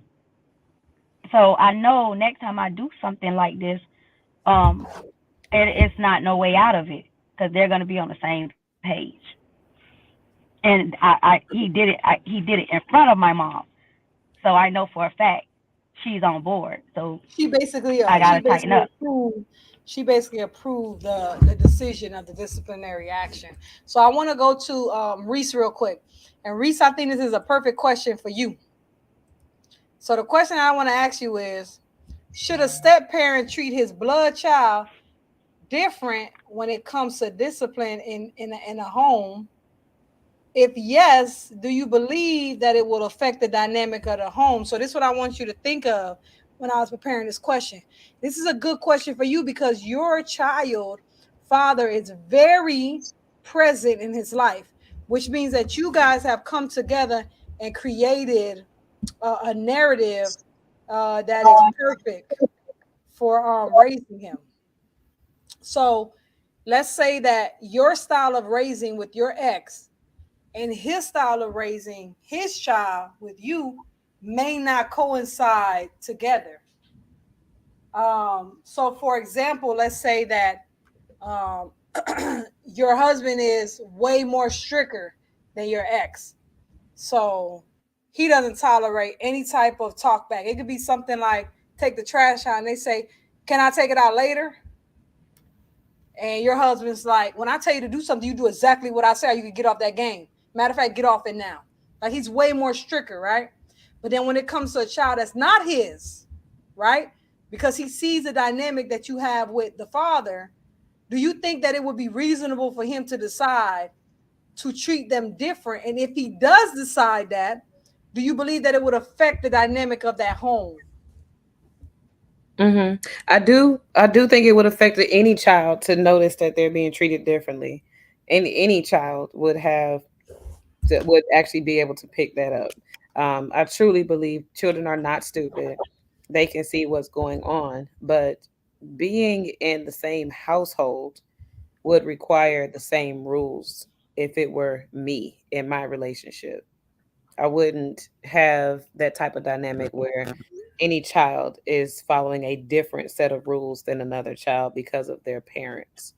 To me, that just is too much work for me personally, trying to disseminate this set of rules to that child, this set of rules to that child. But what I would say is, I think children actually appreciate discipline that's happening in love. I think children like it when they're being properly disciplined. And when I watch Super Nanny, it's a perfect proof. Super Nanny, I like actually watching the show because she basically, the message I think that she gives in that show is children not only need discipline, but they like it. Children know that they are not capable of achieving certain levels of discipline and order and structure in their own lives. So when they don't have it, they're in a state of chaos. They are not grounded or rooted enough. And so when an adult steps in and gives that child order and discipline, that child appreciates it. And so I would not advocate for children being treated differently because, oh, this one is your dad and he has these rules, and then this one is your dad and he has these rules. The rules apply to the entire house, and that's how I would do it. Amen. I'm just I like that. I like that. I like that. I'm back. I'm sorry. okay. I was listening, but my son tried to fix my chair. And we're not going to talk about what happened just now. But anyway, you don't want to know. So where is Zadok the God Hop? Don't be leaving like that. Where you at? You here? You there? Yes. Yes, I'm here. Don't do that. Don't do that. Okay. My bad. He was gone. Don't do that again. Okay. And for the record, I agree with you heard what she said? Sister Reese just said. That's Good, exactly how it should be. Okay, so then I don't need to ask you that question then. So the Yeah. next question is, my brother, it's on you, and then we're gonna go to Empress. Now, when you do research, you find out that 72% of Black women that are single moms, that's pretty much the rate that it is. It's 72%. So why do you believe that Blacks struggle with 72% unwedded mothers rate? Why do you think that is? And what do you think would be a way to correct that, if it's possible? Oh, goodness, it could be a myriad of things. Let's talk about the majority. If I had to give my opinion, like I'm an expert, right? Yeah, we want you to be. So just do that. I would say that unwed rate is probably high because it reflects a number of women who were probably girls when they gave birth. I didn't think of that. And as some of them, unless they're nymphs or something, women aren't naturally whorish. When women lay, outside of us being lustful at times, male or female, when women, in my opinion, of course, I was raised by my mom with my 3 sisters, and then my aunt Loretta had 9 daughters and 1 son. So I've grown up around so many women, and I've just watched a lot of affliction. And then I've watched the It daughters. caused a whoredom, right? I tell people this and they think I'm crazy. I tell them women are not naturally whores. No, When they're whoring, they are not. It's some type of issue outside of that whoring that caused them to get to that point. But all you see is a whoredom. They're no more whores than the males are. They're no more whores than the males. Exactly. Yeah. But a lot of people don't see it like that. But I say that all the time. And the reason that I say that is because I've seen sisters, like within my own family, they're chasing love, and when they want to be loyal to a man, and they want to believe in loyalty from the man, that once a woman gives herself to a man sexually, if she's just not in lust mode, she's speaking to that man. A woman, say that again. Say that one more time. I said, when a woman lays down to be intimate with a man, unless she's just in lust mode, she just want a quickie for a one night stand or something outside of that kind of stuff. Outside of that, women are speaking to a man when she makes a decision to do that with him. Yes. Because she's not looking to go and do it with others. Yeah. She's saying something to him. I'll tell you this, most women have told a man they love him before he ever said it to her. Yeah. I wonder what the statistics is on that. I was one of them. So I believe that, unfortunately, the dysfunction you find in many of us Black males, who put it like this, I know when I was 19, I wanted a woman, but I didn't know how to love a woman. I didn't know how to take care of a woman per se, but I definitely wanted 1, maybe 2, maybe 3, maybe 4, whatever it was. I wanted. Hold on. How you went from 2, 3 to 4? I'm just saying. Hold up. How you gonna go to 2 to 4? Like I was a bastard. And you just slid that in there. You talking about because I was just out there. 3 or 4. But don't be trying to slide it in there. But I'm just saying I was out there. And what I'm saying is, if a sister, put it like this, hey sis, I'll end it like this. I forgave my dad in absentia. Because you started to understand when I realized that if he didn't raise me because he was anything like I perceived myself to be, then I forgave him. I understood how much of a sinner he was. And so because I harmed women, I really played things to the tilt so that I could get what I wanted from a female.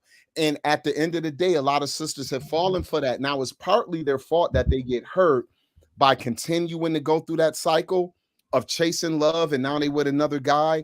But many women at the end of the day still do desire male companionship. But if their heart has been broken too much, there is still that barrier of them not trusting. And so they would rather not necessarily commit themselves to marriage. And just in case, a woman could be with a man for 5 years and still have in the back of her head any moment. He could just, Yeah, so that's one of the chief reasons I believe a lot of sisters, they didn't have safe sex, which was no sex, because even if she protect herself with prophylactics, she can't protect her heart when men break it. Repeat that one more time. Even if a woman wears prophylactic to protect her flesh from disease or something, she can't protect her heart from being broken. And so a lot of our sisters have developed a desire to be with a man. They want companionship, but they still kind of find it hard to trust. And so I just think many of them choose not to marry for that reason. And you believe that's why the number is so high, correct? I believe that's why the number is so high. Well, I didn't think of it like that, but now that you put it like that, I think I'm on your side. But we got Kevin J in the building. Kev, what's good, son? What's good? Yo. What's up, family? I'm so sorry I'm late. I had a whole bunch going on. We forgive you. Zadok was late too. I was listening to the good words of Brother Zadok when I came in. I'm like, hey, you know what? I'm just listening right now. But I'm a little lost. I don't know exactly where y'all at, but I do know. We're gonna bring you up to speed. Cool. Because you're gonna be on I'm gonna put you it's a brother that asks a question right here, and you're gonna answer it. But before you answer it, I'm gonna bring you up to speed. So we're basically just discussing discipline as far as being a stepfather. Now, I don't know if you had a stepfather, I don't know if you've been a stepfather, but we're talking about as far as be discipline. And the reason we're talking about this is because this is a big issue in our community. 70% of Black women are single mothers, unwed, married women. So this is a big issue in our community. So for us not to talk about it would be foolish, right? So Zadok been dropping nothing but gems. Dude is on fire tonight. Like, he's on fire. I'm probably gonna make like 5 videos out this live stream. I'm just letting y'all know right now. Okay. With that being said, so what we were talking about was a stepfather being able to discipline, a stepfather being involved in discussions when it comes to his wife and her ex disciplining. And then we were talking about how should a stepfather treat his blood child different from his stepchild? And if so, do you believe that would affect the dynamic? And that's what Zadok was kind of hitting on. He was kind of hitting everything. He on fire tonight. I don't know. I don't know what happened. Maybe because he just got off work. I don't know what it is. He usually on fire, but on like extra fire. I don't know. He's on fire tonight. So with that being said, I want you, this is what I want you to do, Kevin J, because you should be up to speed. Okay, you a smart man. You got this. This is a question that the brother asked. Just a question the brother asked, and we here to help our people. That's why we do this. Let's talk. We don't come here just to talk to each other. We come here to give solutions and answers to our people. So from the bottom, Fitness asks a question. He said, because of my first girl at 18 years old, he played stepfather. And it got to a point that the father of the child wanted to put him 6 feet under without knowing, because he tried to step in and be a stepfather. So what would you say to men out there who get with these women that have these baby daddies, and they're trying to step in and be a good role model and be a good father figure for these children, but the baby daddy, he ain't with it? What would be your advice to them in a situation like this? Should he leave? Should he try to work it out? Like, what do you think a man should do? And when I say this, I'm talking about married men, committed men. I'm not talking about boyfriends. I'm talking about married men and committed men. What would your response be to that? Well, I would tell you this. I think first and foremost, I don't know. I know Zidane been in his bag, so I don't know what all he said. But but I would say, at least for me, I was in a very similar situation where my wife, when I met her, my stepdaughter was about 2. She's about 12. She's about 12, and that was the only kid she had.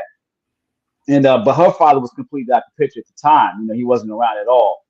For me, when you coming into a situation like that, it's exactly like mine. It sounds exactly like mine. And for me, first of all, you got to really know the person you're with. It always starts with the person that you have this relationship with. It starts there. We have to depend on that person that we have this relationship with to fill us in on everything that we as the male coming in need to know.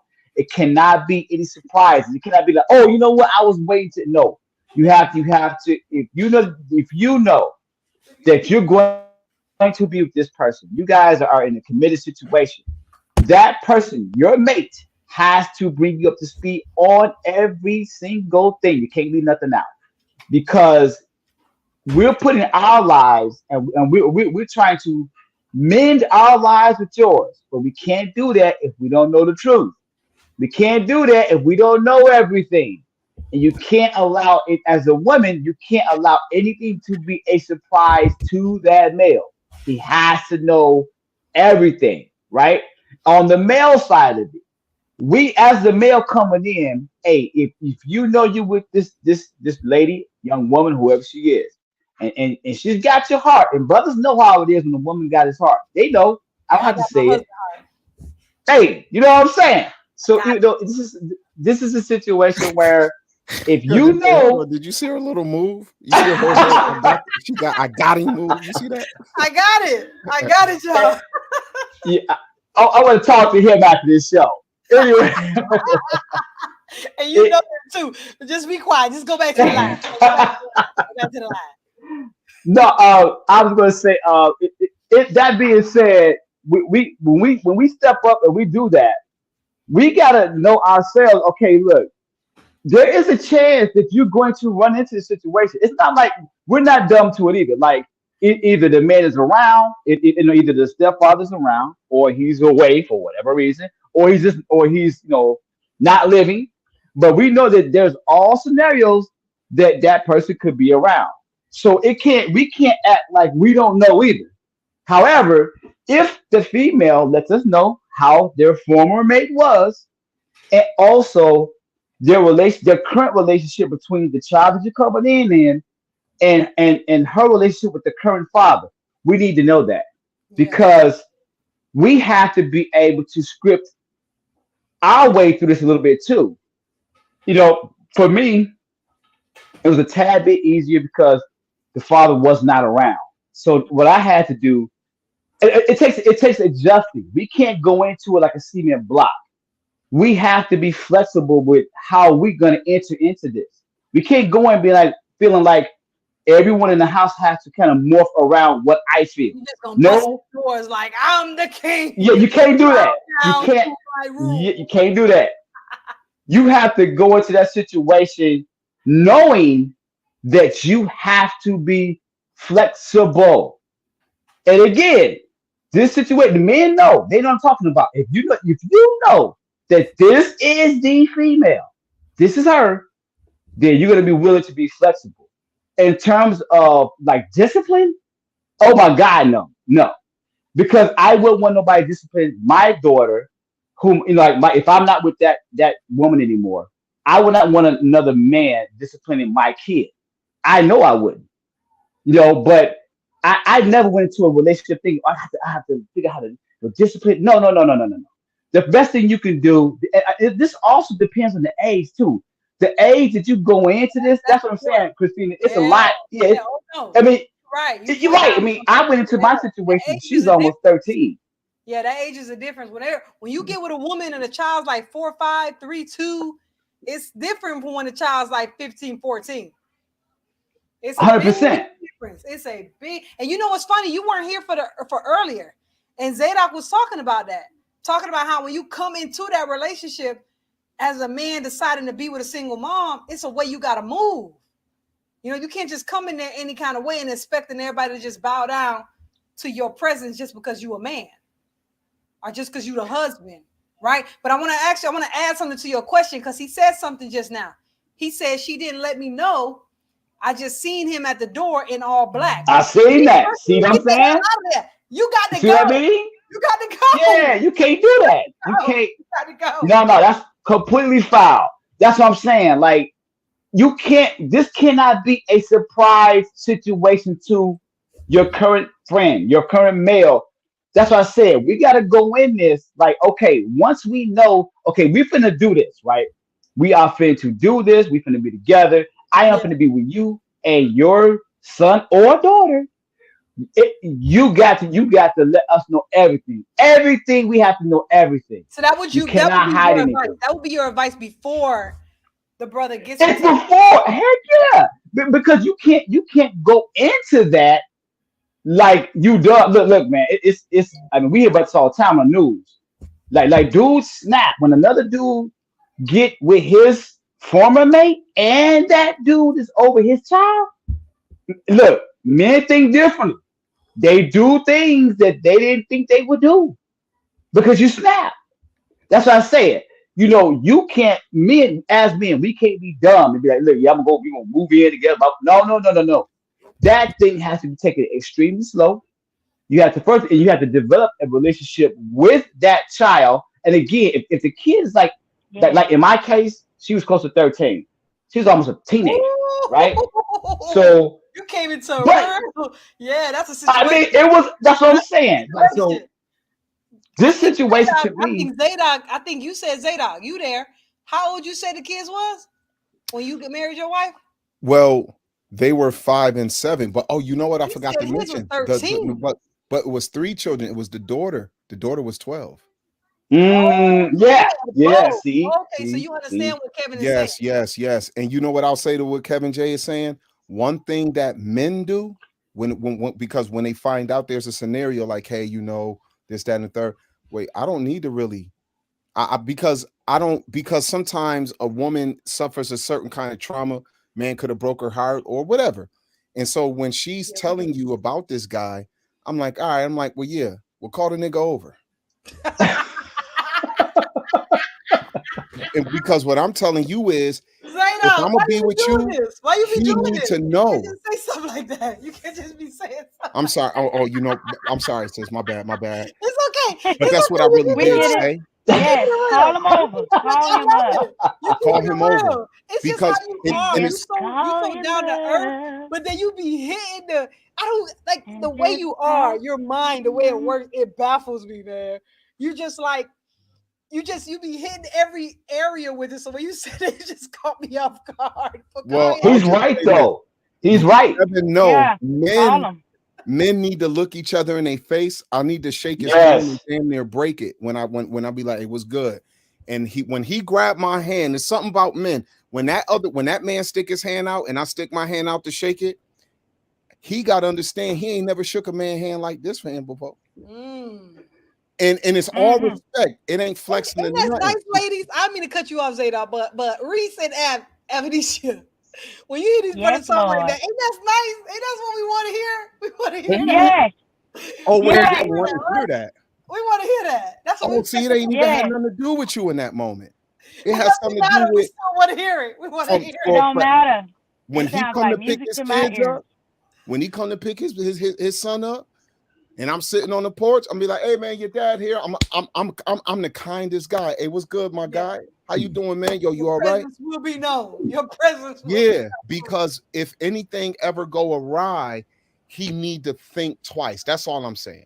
And that does it in such a peaceful way. It's how you do it. Yeah. Like I never thought of that, That's how but you it's do it. showing him, but you're doing it in a peaceful way. Like, yeah, I'm here. Yeah, I'm here. I'm Yeah, here. he need to know. He need to know because Yeah. I need to know because I need to read if he think he was running it here. Some dudes think the woman can be by herself. He got another kid. He'll come pick up his kid with the other woman in the car. But as soon as she with somebody, all of a Oh, he sudden lose it. he a little He too lose it. much. Yeah, that's So what I'm read saying. all Right. the stuff. He lose That's it. what I'm Right. saying. You think it's Yeah, become tell of him. a possession thing that men feel like? Yes. 100%. And I know the scriptures talk about stuff like this, but do you think it's because men really feel like you're my possession? Like, and is it because they take care of us, they protect us, they provide for us? Is that what it is that gives them that feeling like that? Some dudes feel like that about you, and he ain't never provided for you or take care of you.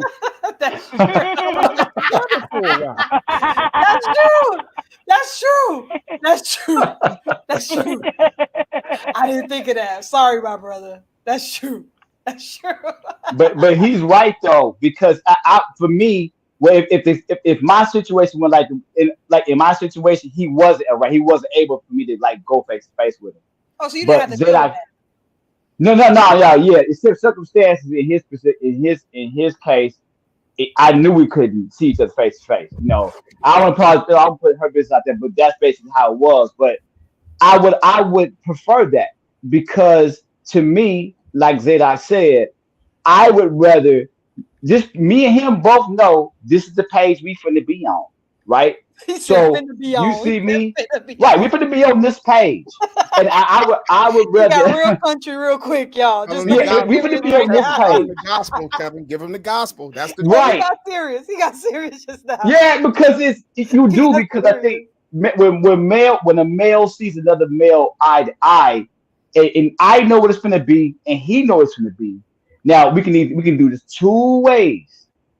We can do this the first way, real gentleman like okay, look, I know I'm in the place you used to be in XYZ, and you know what's gonna go down because you're another male. Like males know what males do too, right? So you can have two different individuals. You can actually have a dude that's actually a good dude, and he wants to make sure that the guy that's going to be with his son or his daughter, you want to make sure this guy Right. is a good guy. That's first and great foremost. point. It ain't about being a tough guy. It's not about really, but it's not really about that. With some males, like if it's me and we both moved on, we decided that was the right thing to do. If I'm on the other side, let's say I'm on the other side, right? And my wife gets with somebody else. I got my kid, right?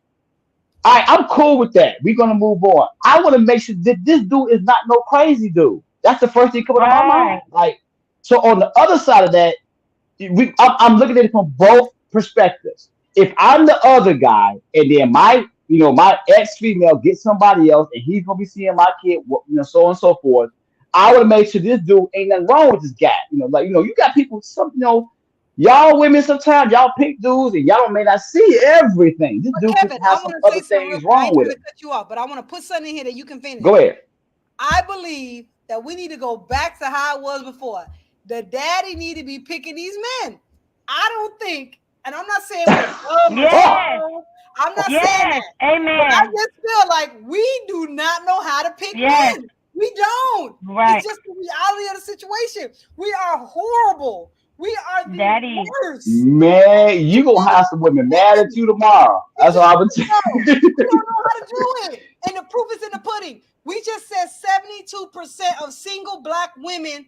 That's how much Yep. single black women's out there, 72%. So don't tell me he passed away or he got locked up. I don't want to hear that. 72% is way too high for you to be a single mom. That means you don't know what the hell you're doing.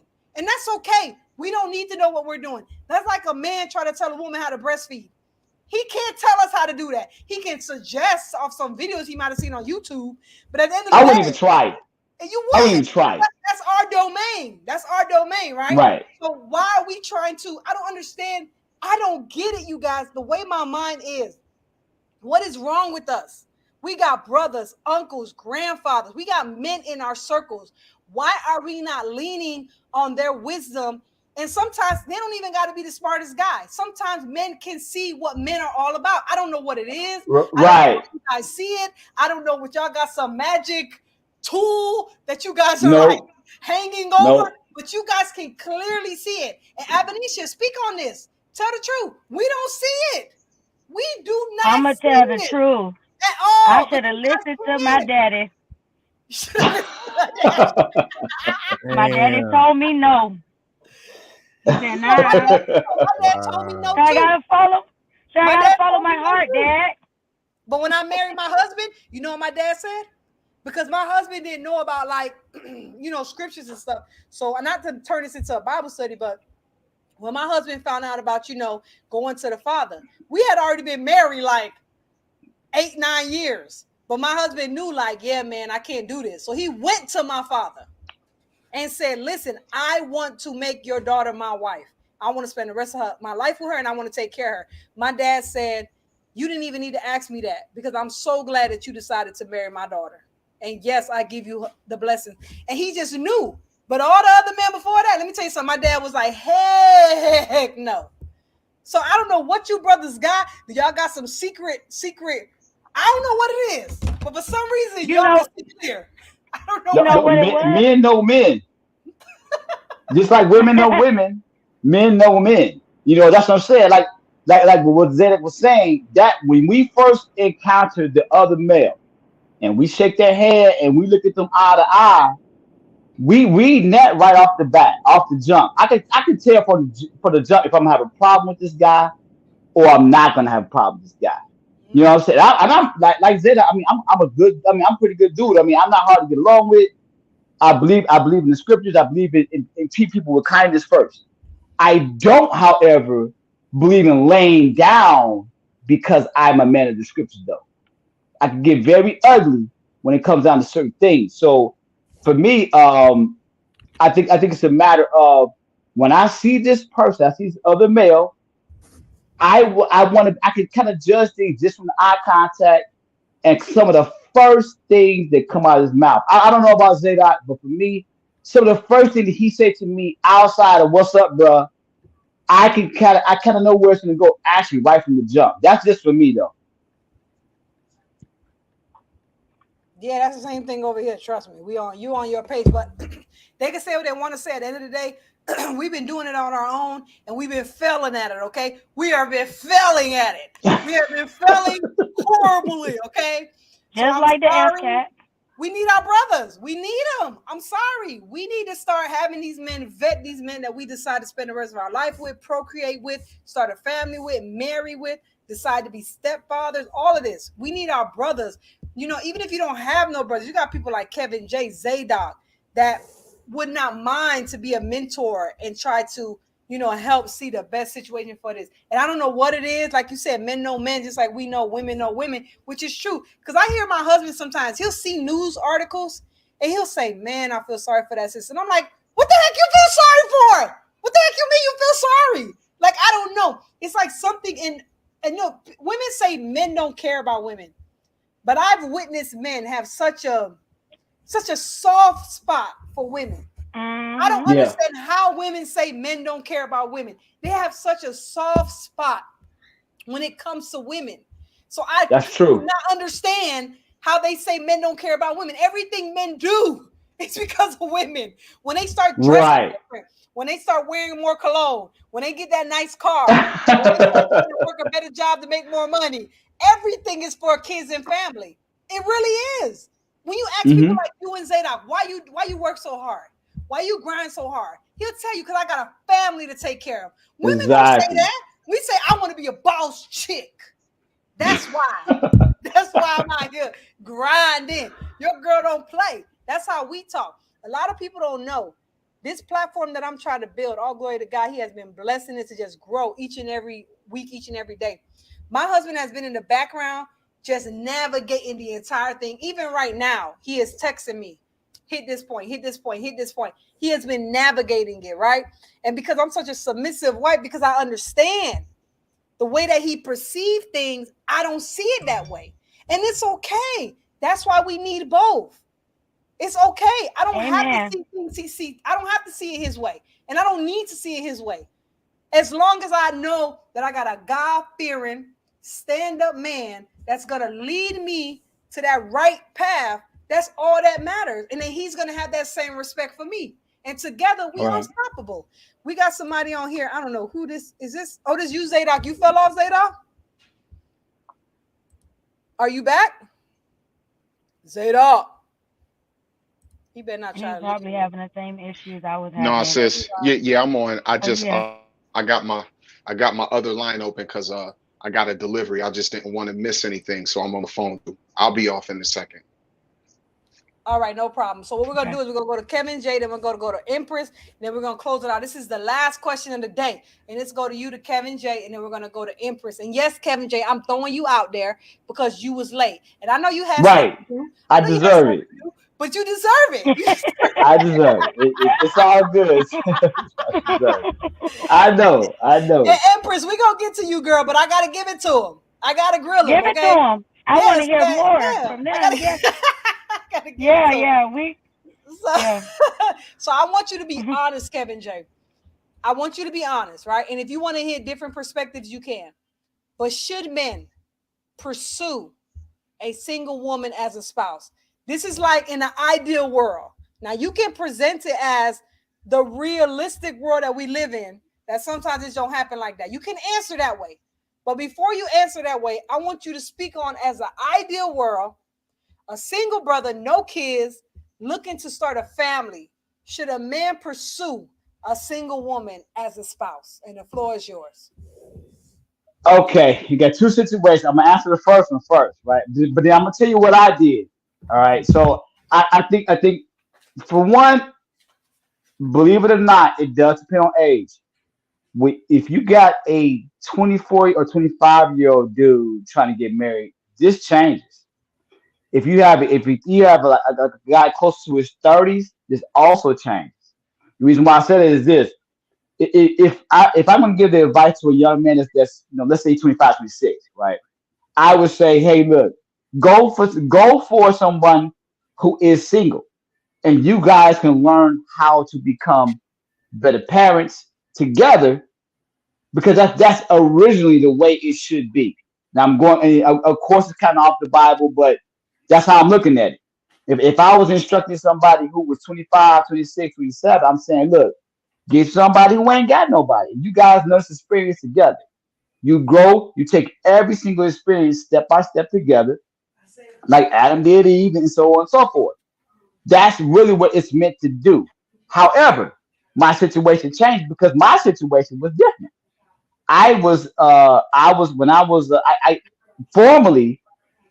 married my high school sweetheart. We got divorced probably about 7 years later, right? So I'm out just trying to figure out how to be a single male. I never did it before because I married my high school sweetheart. I didn't know what it really what it was totally. So by we kicked it, I did a whole lot of stuff, right? But for me, this is what I wanted. This is what I wanted, Christine. Now, but see, I was like what 32, 33 at this point. I wanted someone who already had a kid. At least one. I wanted somebody who had one kid. I did not want a single woman. I wanted a woman who already. I'm 32 at that point, 32 or 33. I didn't want a woman that never had a kid. The reason being is because I am not that smart. I want someone who already know how Amen, what brother. all goes Said with. they know what's going on. Hold on, Right. real quick, Yes. Kevin J. Before you finish, I want to point one thing out that you can Doctor's finish. visit. When my husband married me, There you he go. didn't have no kids, and he told me what made him want to marry me was he saw how I raised my kids, how I took care of them, how I took care of certain things, and he knew that this is the woman that I wanted to have children with, who I wanted to spend the There rest you of my life. go. And I couldn't understand that. That was Exactly. weird to me. No, It ain't weird to no, me. that's That makes wonderful. sense. Because if you don't know how a person may be whenever they don't have kids yet. You don't really. It's a lot of times we don't even know each other until kids come into play. To me, like once kids come, and then you see, wait, you really think that that's okay, or you okay with that? You start, just seeing little things pertaining to children that you like. Dang, if I thought you thought like that, I would have just, maybe no, But then you be in too So, deep. You ain't think of all that. yeah, you already there by that You time, already- but you like, you in dang, too deep. we both our first kid, but you kind of see, wait, it's a lot of different ideas going on here. So you would agree. So you would agree that a woman that it's okay for a man with no children to want to pursue a single mother. You think that's fine? I do think it's fine, honestly, because when you think about it, you just like you said with Brother Ron, already seeing you in action with your kids. He already seen you in action, so he kind of can pick up. Oh, this is what I want. I want my child. I want this type of mother for my children. For our children, this is what I want. But it's very hard to determine if what kind of mother that woman will be. It's everything is risk, really, quite honestly. But when you already have an example of what they're doing, it's like, oh wow, I see them take care of their kids, and it's vice versa for women. You know what I mean? Looking for a guy too. Depending on their age group as well. I think it applies to women. I don't mind dating a guy with kids or marrying a guy with kids already. I just don't, because it gives me the opportunity to see his disciplinary, how he disciplines, see if we're on the same page when it comes to discipline, right? Without kind of using my kid as a guinea pig. Because there is a movement. I don't know if you guys noticed. Go in your phone whenever you're free and just Google, should I date a single mom? There are so many articles. There are a lot of platforms. There are a lot of YouTubers, Instagram. It's all articles on Google where people are saying, leave them single mamas alone. Zadok, you back with us? Or are you still on that call? Are you back with us? You can't come here being on fire. You cannot come, because I'm going back to Zadok if that's what's happening right now. You cannot come here dropping all them gems. Oh yeah, I'm here. Oh no, I'm here. Okay, good. So you Drop back. them. So the question is for you, my brother. It's on you now. What is Because it? I've been hearing from it's right here. Should men pursue single mothers as a spouse? And now this is how I want you to answer it. It's gonna be twofold. Same thing I told Kevin J. He didn't really finish, so he want to hit on that. He can. I want you to think of an ideal world. Single man, no kids, looking to start a family, versus the reality of the situations that we find ourselves in. So I want you to answer it on both sides of the coin. I think my answer for both would be men can't help who they love. Perfect world My or husband imperfect loved world. me, and I already had kids. Yeah. He loved me. We He know loved it. me. We He know loved it. me. You know. Yeah, All right. Yo, because this Sure is the do. truth of the matter. Men know, Mhm. yo, men can be with females, and so can females with men. That don't mean you love a woman just because you're with her. True. Men know when they love something, it's just nothing like it. And because I'm gonna tell you like this at the end of the day. A lot of men, outside of the physical attraction to a woman, when a man spends time around a woman and she got qualities, most men are naturally attracted to qualities of their mother. Mm. And so Mhm. there's things That's about a probably what woman. Kevin Preach. J went through when Kevin said he saw how she was and she was a single mom. That's probably what attracted him. It was the care and the concern and the way that she treated you. And I'll tell you this, my wife may not know it, but but what really made me fall in love with her is when Yes, she wife, checked me. listen. She checked me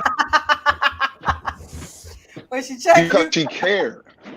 She Yeah. cared enough about something I was doing, and she checked me. And what she checked me on was dudes I've had been running with for a long time. And she said, yo, I know that them your homies.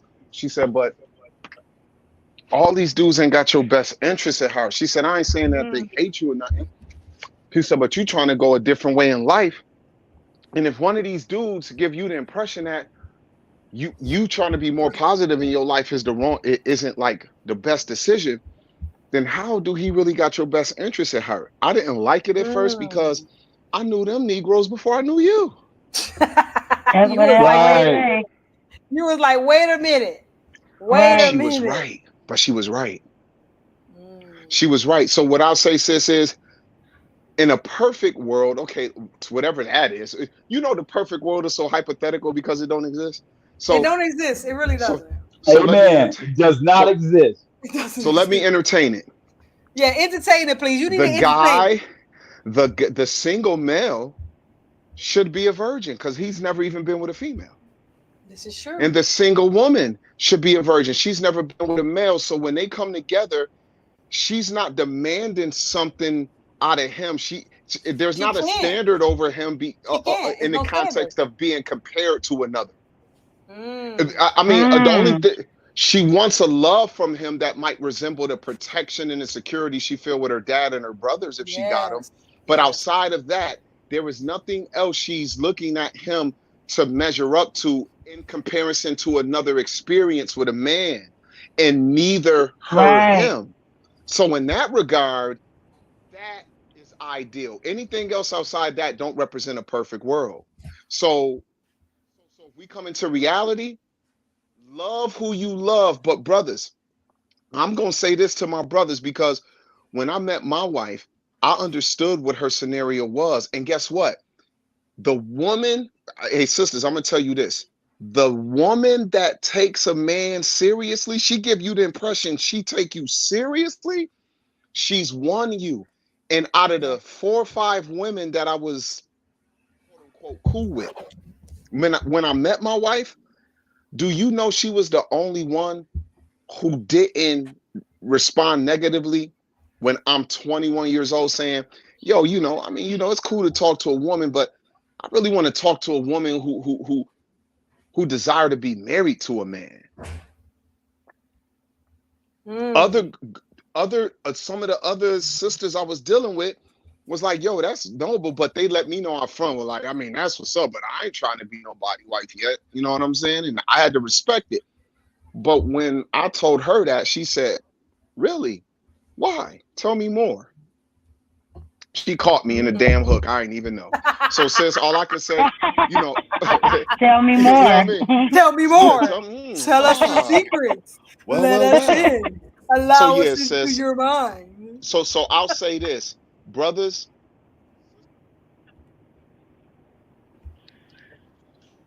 He paused. This must be serious.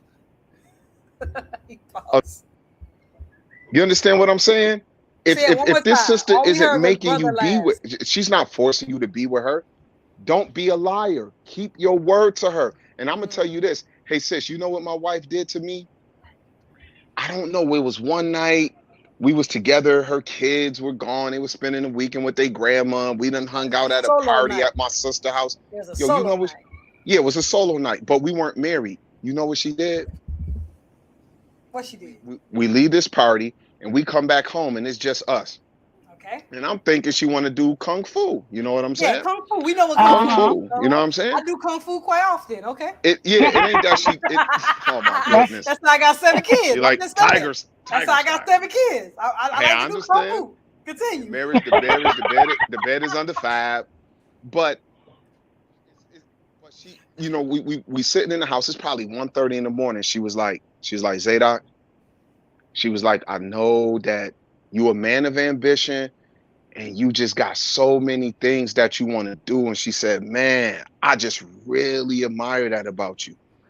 She said, but if you don't think that being with me, if you think that being with me somehow would hold you back from that, like, if you decided that you didn't want to be with me, I wouldn't be mad. Yo, she pissed me off saying that. But she tested me. Yeah. Because. But I think she was genuine even through that test. No. She was 100% genuine. Remember, she got kids. She got kids. She was genuine. She got kids, and she told me that. And I said, yo, what is you doing? I said, what, you don't want to be with me? Is you trying to? I said, you doing something? I don't know how the hell to take this. I'm like 23. I'm like, yo, what's up? Oh no. Hold on, what you? Yo, much. What's up? You know what I mean? Like you know what I'm saying? Yo, this is the thing, y'all. And I didn't tell y'all this. My wife is 9 years older than me. Oh. Hey. All right. She had already peeped some stuff. And you know what's funny, Zayda? Yes, I he's want a to point veteran. something out real quick. She's a veteran. What you're saying, I got to add to it real quick, and then you can finish your statement. When me and my husband have been friends since I was 17 years old, so we done known each other for over 20 years, right? But we had not been together until probably like 15 to 17 years. But in between the beginning of us being together, I had told him the same thing. I said, listen, if I'm holding you back or I'm not adding to what you're trying to build, I don't ever want to do that. Like, if you don't feel that my presence and me being here is somehow beneficial to you, then I want the best for you. You know what I'm saying? Like, I don't want you to have to feel like I'm not being beneficial. I'm not adding something to this. I don't want to have to hold you back. And me saying that made a big turn in the way that he perceived me, to the point where he decided to marry me. And I never understood how that made his mindset change in that way. But hearing you say this is kind of giving me clarity of something that happened darn near 15, 17 years ago. Man, when she said that, because I didn't know what was behind it. What I understood was she was digging me enough, and she really wanted me, and was like, if somehow he didn't want this and he got any doubt in his mind, I would rather he leave now and I be hurt. Even though I brought it up. He ain't never brought this up. I brought it up. He like, damn, you know what? Yeah, maybe I should bounce. That would hurt her. But she got hurt on her own terms. Oh, right. Oh, say like it's bad. And I think I thought of it that same way. Because remember, my husband didn't have no kids. See, you had a son. Yes. He had no kids. He was in his early 20s as well as you. I had already had children. You know, we were shacking up. And I saw something in him that was just so great. And I knew that I wanted him. I was like, I want this man to be my husband. But before I allow myself to get so engulfed into this brother, so invested into this brother, let's do this thing the right way, or let me just deal with the heartache now and move on. Hey sis, let me tell you this. I probably thought for like 10 seconds. I was like, well, damn, she's serious. So she don't just want me to respond. Well, she's serious. I'm like, yo, damn, this is set up. She was thinking this the whole damn night. We out here partying and drinking. What you Yeah, she got you good. She got it good and tipsy. Party. It took about 10 seconds. And then I hit her with the new edition. Please don't go now. I hit her like, hold on, what the hell you doing? Ooh, I did every nigga part in the song. I did all the backups and everything. You did each one. You did the background. I You did the the main backups. vocals. I did You did Ralph. everything. I did Ralph's leads. You did the whole ad-libs, nine. everything. You did everything. Everything. I He did. did Ralph's Oh my leads. I did gosh. Ralph's Hold on. leads. Did you do the Ricky's dance rap. moves? Did you do the dance moves? I Did you do did the dance all of moves? them at each mic. At each damn mic. Oh. It caught me off guard. I said, yo, what is this? She was like, no, I'm just saying. She was like, because in the future, I wouldn't want you to look back at this at your time with me and say, damn, it's a burden later. And y'all, I was like, yo, I ain't going nowhere. I said, yo, you trying to chase me off or something? I'm She locking was it like, down. no, that's not what I'm it locking it is. down. She was like, no, that's not what it is. But you know what? I thank God, because if some men can be as honest as I am, I'm going to say this. For some men who are a little too out of control and we're a little too out there, for a woman, you will be put at a crossroads to make some life-changing decisions in a short amount of time. And I'll just say, I don't regret the ones that I had to make at that time. Yes. Amen. I like that. I told you what I told you, Kevin. Didn't I tell you this brother was on fire tonight? Hey, Zedek always is bad. It really He doesn't matter extra the fire topic. tonight, though. He extra He- fire I mean, tonight. I He mean, extra. this is what we're talking about. But he makes a very great point. I didn't realize that his wife was older than him, but mine is too. By the I way, never knew that either. Uh, Oh, y'all. there Oh, you shit. go. They Yeah. Oh, So there we go. Yeah. My twin Hey. brother. Christina, like this. there you go, bro. They got cougars. Sister Christina, I think they just gave me the magic formula. Oh, so now There you you know. go. You know what to do. You know what to do. They got But he, cougars. but he, They got cougars. Oh, I'm trying to imagine Zadok in his early 20s and this woman darn near 30, and she like, look at him. Look at the young whippersnapper. I see the potential. I see you out here. And you know he probably was putting it down. You know what was happening. Oh, You know what come was on. happening. You know Sis, what- look. You know I ain't had what no was car. happening. You know what I was ain't had no happening. car. And I ran a crew of 12 guys at the corner of my block. When my wife moved on my block, she can tell you I controlled it in a certain kind of way, if you understand what I'm saying. And she liked that. I think she saw that in you, that leadership quality, even though it may not have been, in the right, it may not have been placed in the right, you weren't putting the energy in the right thing at the time, but just the qualities in that leadership, in that just being able to command and be able to control and be able to just be in the front and say, yo, this is how we're going to do this. We're attracted to that stuff. As women, we love that. That's why I don't understand women that want to play this whole, I'm the man and I don't get it, because we don't like that. We like masculine, strong, straightforward, respectable, honest. It is what it is type of men. We're attracted to that. We love that. Yes. We like that. That's what we want. We don't like soft pushovers, gonna go with the crowd. That's not what we want. And if we do get that, that's just because we can't get nothing else. So we just decided we're gonna settle with that because we can't get nothing else. Oh, damn. Yeah, that's what we tend to do. That we can't find nothing else, so we just say, screw it. I'm about to be 50 years old. I can't find nothing else, so I'm just gonna find me a simp. That's pretty much what we do. But with that being said, I done had y'all on here long enough, except for you, Kevin J, because you was late. But I'm gonna let that go because I know you be doing stuff. I'm glad. right. I'm sorry, sis. Okay. But I gotta put you out there. I have no choice. I must. It's all good. I must put you out there. But I love you though, and I'm glad that you came. But with that being said, I just want you guys to make your final statements, and remember what the final statements are. We are talking about disciplining. And this is a big, I know we had a good time tonight. We had a lot of laughs. We brought up a lot of different experiences. But at the end of the day, you guys, this is a big issue in our community because a lot of our sisters out here are single moms. And a lot of our brothers out here are getting into these relationships with these single moms because there's no more single moms than there are single dads, believe it or not.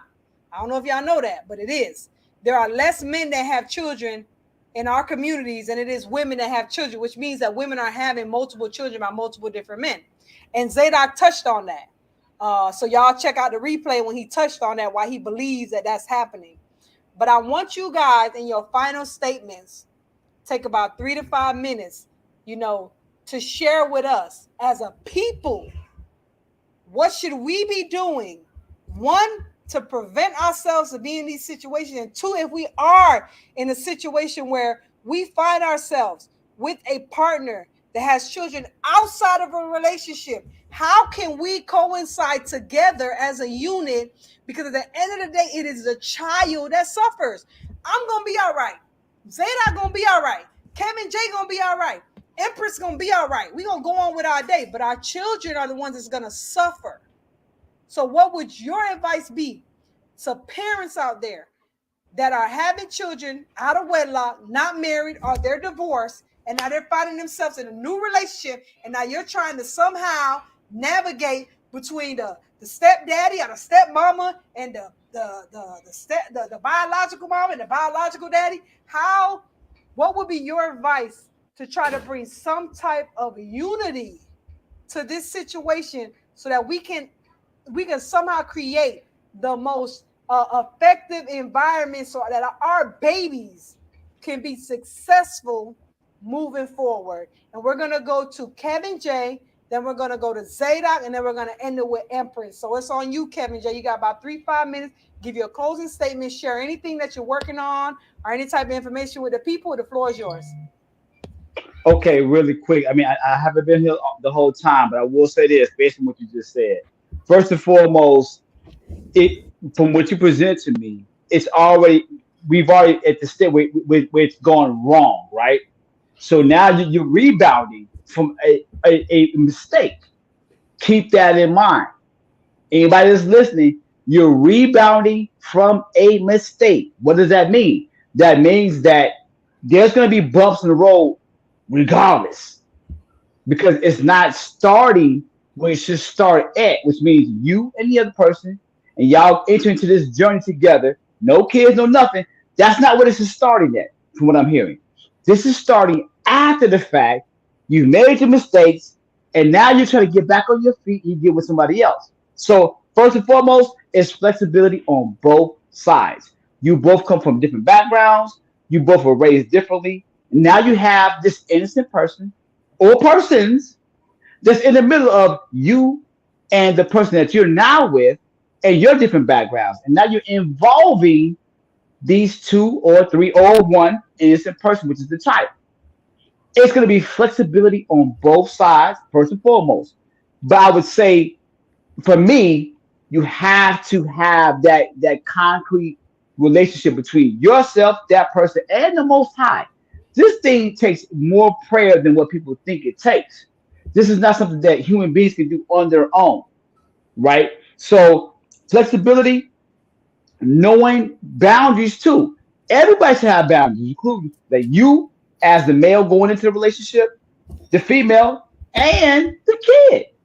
We have to give this kid boundaries too, from the actual adults. The adults have to understand and recognize what that boundary is for that kid or kids that just in this situation. They didn't ask to be in it. They're in it. They're forced in it just by way of nature. But we have to still respect where that child is once you get into a relationship with this particular person. Obviously, it depends on the age of the kids and so on and so forth. But at the end of the day, we have to say, look, first we got to pray about it. It has to be something that you have to put the Most High into. You have to. Yes, I'm talking about. I'm agreeing with that. In order for it to be successful, you have to put the Most High into that thing. And for me, I'm giving advice off of my own personal situation.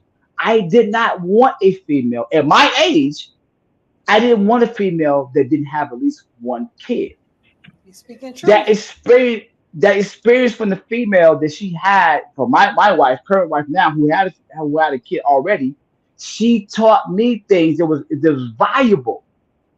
So a woman that did not have a kid already couldn't teach me. At that point, I'm saying. So what I'm saying is, at the end of the day, realize first of all the woman that you're with. Understand that person first because everything follows after that. It's baby steps after that. You have to realize the person that you're with. That person has to realize you and everything that you are, what makes you you, both male and female. You get to the child.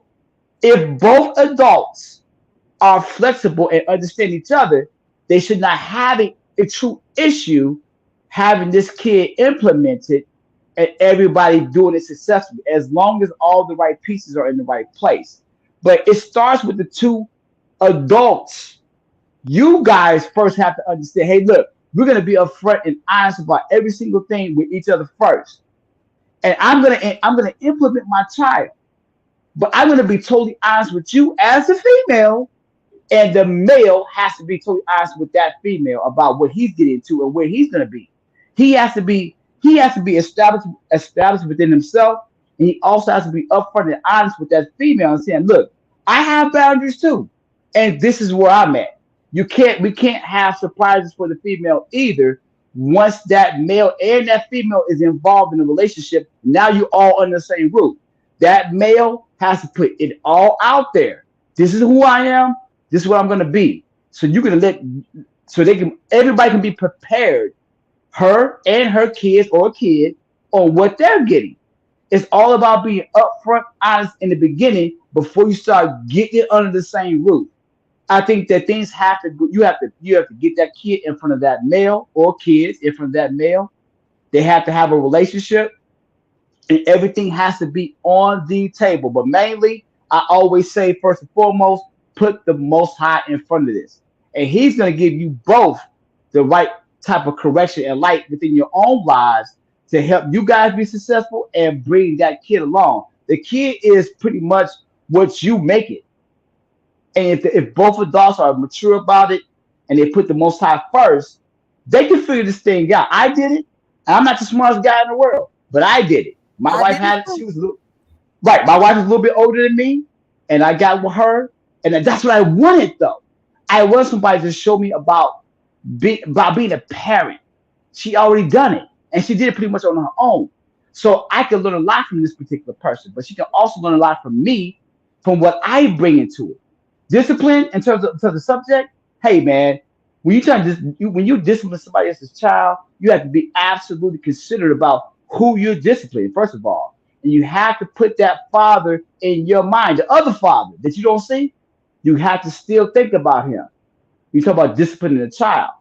Keep that other parent in your mind because even though he's not under the roof, you still have a certain type of respect you have to show that other male. And doing right by that kid in terms of discipline is how you go about discipline, but it's also the relationship you have with that little individual. Have a relationship before you even get to discipline. You got to have a solid relationship with that child. And on that, I rest. All right. Thank you. That's why I love when you come. Right, Empress?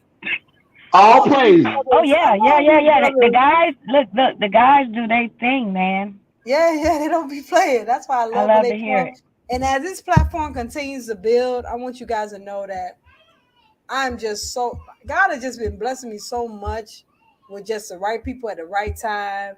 And I'm just so grateful that Kevin, I know you be having a lot of stuff going on, but you still find time in your schedule to be able to make your presence known and the benefit of our people and my platform. And I'm just so thankful for that. I want you to know I do not take it for granted at all. I don't take it for granted. And I'm so thankful for everything that you do. It's all good, sis. It's all good. I love you, man. And you know, we even talk off the podcast, and every time it's enjoyable. Man, I love you like my own blood brother. I just want you to know that. Thank you so much. It's an honor. It's an honor. And thank you for coming. Zayda, the God Ha MC. All right. What you gonna give to the people as a closing statement for people out there who are in situations like this? Because we've been getting more subscribers. You know, we almost got 900, and my Facebook almost got 400, and the views been going up. So people have really been engaging into this platform. It's growing, you guys. That's what's up. Thanks to the Most High. Thanks to you guys.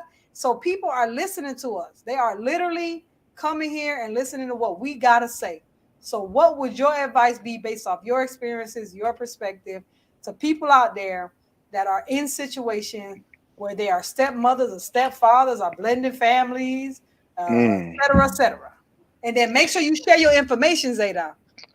Okay, well, I'll share my information first. Hey man, you can find me anywhere under Zadok, the God Hop MC. That's Zaydok, the God Hop MC. I'm also a music artist, so if you like good Christ-centered music, kingdom-minded music, just type that name in on Safari or Google, and I'm pretty sure to take you where you need to go. Yeah. So what I'm gonna say is this: yo, don't play with your own life. And if you got babies, don't play with the life of your babies. Sisters, protect yourselves. Treat yourselves better. You done already got past the time when your mama was telling you to keep your legs closed. You didn't listen to her. You, and in your own lust and in your own desire, in your own, development, you went out here and did what you wanted to do. And two things happened. You got left with a beautiful child. You love to life. You actually matured quicker than you probably would have because you was left with that beautiful male or female child who you became more selfless for, more sacrificial for. But on the other hand, you made a mistake and gave yourself to someone who never proved anything to you. And now that you're an adult woman and hey, it don't really, and for my brothers, an adult male, if you're someone who is off of a divorce, or if you're someone who has never been married but you have children, you're both on equal footing because you're looking to put yourself in a relationship. For the married person, the formerly married person, you know what it is to dedicate yourself to somebody. And don't become disenfranchised in this context.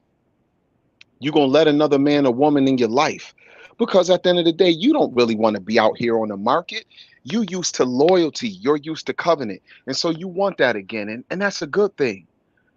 But don't make this man or woman pay for everything that the first man or woman did that you felt hurt you. So every time something happened, you always got little telltale signs that might make you go off the deep end. One way to protect yourself, brother and sister, is that if you really digging someone, girl, he fine. Yes, he is. Bro, she is. Bro, she tight. Yes, she is. Don't ruin the possibility of a good, long-lasting relationship by giving into your desires and having sex. Yo, sex ruins stuff the majority of the time. It feel good for a moment and you can regret it for a lifetime. Sisters and brothers, do not bring somebody around your children that haven't proved to you everything that you feel you need to see in order for you to know, hey, if this man meet my children, it's just because I'm ready to marry this man. Don't play with your children. Sisters, take it from me. Your sons, even though they love their mama, and she a saint in their eyes, some sons wind up, they love their mamas, but they don't like their mamas because they watch her chase love. And in her pursuit of love, they done seen her with too many men for they liking.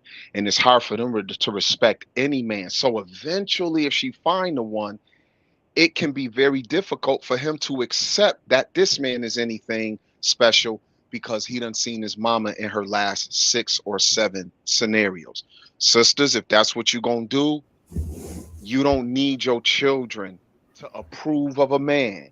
You don't need your children to approve of a man. You have to approve of the man you going to bring around your children. It's not for them to make the decision on who you going to marry. They ain't had no decision in them being born. They ain't got no, now, unless they're adults and you want their advice. But if you got children in a home, especially adolescent children, be careful of the man you going to bring around and say to your 13-year-old daughter, this is somebody that she should accept. You're going to say to your 11-year-old son, this somebody he should accept. The only reason she or he should accept them is because you done already vetted this person and they didn't know that when you didn't come home Saturday night, or when you was gone and they ain't know where you was, that for the last year and a half you was spending time with this man. And now you're convinced this is someone. Your kids don't need to meet a possible damn failure. Oh, yes. Yes. Say it one Yes. more time. Say it one Yes. more time. Your kids Yes. don't need to meet a possible failure. They need to meet what you count. When you bring a man in front of your children, you only showing them what you confident in. The same way you bring groceries home and they ain't got to vet the damn bag. The same way they wake up on Christmas or something and them Yes. toys was already purchased is because you was confident my baby's gonna be happy when they see this. Yeah. My babies want these snacks. They want this food in the fridge. When you bring a man to your children, it's because you know more than anything, they don't know life enough yet to know everything on what a good man is or really isn't. And so you protecting their heart, not just yours when you choose them, sister. And brothers, I'm telling y'all the same thing. And so at the end of the day, protect your children, having enough respect for yourself that if this thing may not work out and hey, you got 10 or 12 good exercise runs in, that was your business. That don't need to be your kids' business. Yeah, don't But if bring you it put in. them in your children's face, you telling your children, y'all can trust this. Because you are the only barrier between them and disappointment. They daddies done probably disappointed them already. Yeah. Did it enough. When he said he was coming to get him and he didn't, he probably disappointed them enough. If they ever saw that man lay his hands on you, they probably disappointed them. He probably disappointed them enough. And they love him, but they may not like him. Yeah. Of Don't course make not. your children not like you, sis, Yeah. because your sons, I'm telling you from experience, one thing that sons won't be able to share with their mamas ever, even when they become grown men, is how disappointed they was in watching her chase love. Because when your son wake up in the morning on a Saturday to go piss, and he sees some dude coming out your room in no shirt talking about, what up, little homie? Oh, nah, he got questions for you. Yeah. You better be sure what you put in front of your children. That's all I'm gonna say. Be sure Yeah. what you put in front of your children, because they trust you. They ain't got no reason to trust nobody else. And I had to learn that the hard way before I got married. I had to learn that the hard way. And to this day, I look back and I say, I realized the damage I had done with my first child. And I regret it to this day. But like, what can I do? I can't go back. So instead of that, I decided to try to help people who may be in a situation like mine. So that Hey, they don't sis, you have know to what? repeat the cycle. That's very transparent of you. And I Amen. know because I've been there too. And I'll say this, I'm not saying what I'm saying because your final decision means you've presented a flawless human being. No, you've presented what you're willing to go through and what your children gonna have no choice to go through if you make that choice. Exactly. And then a lot of times what people don't understand is, what do you expect a child to do? If you keep bringing different men, because you're in the pursuit of love, you're in pursuit of this. So every time they turn around, it's a new brother in the picture. You expect them to just each time submit to this, especially if these brothers ain't no good. There's each time they just got to submit to it.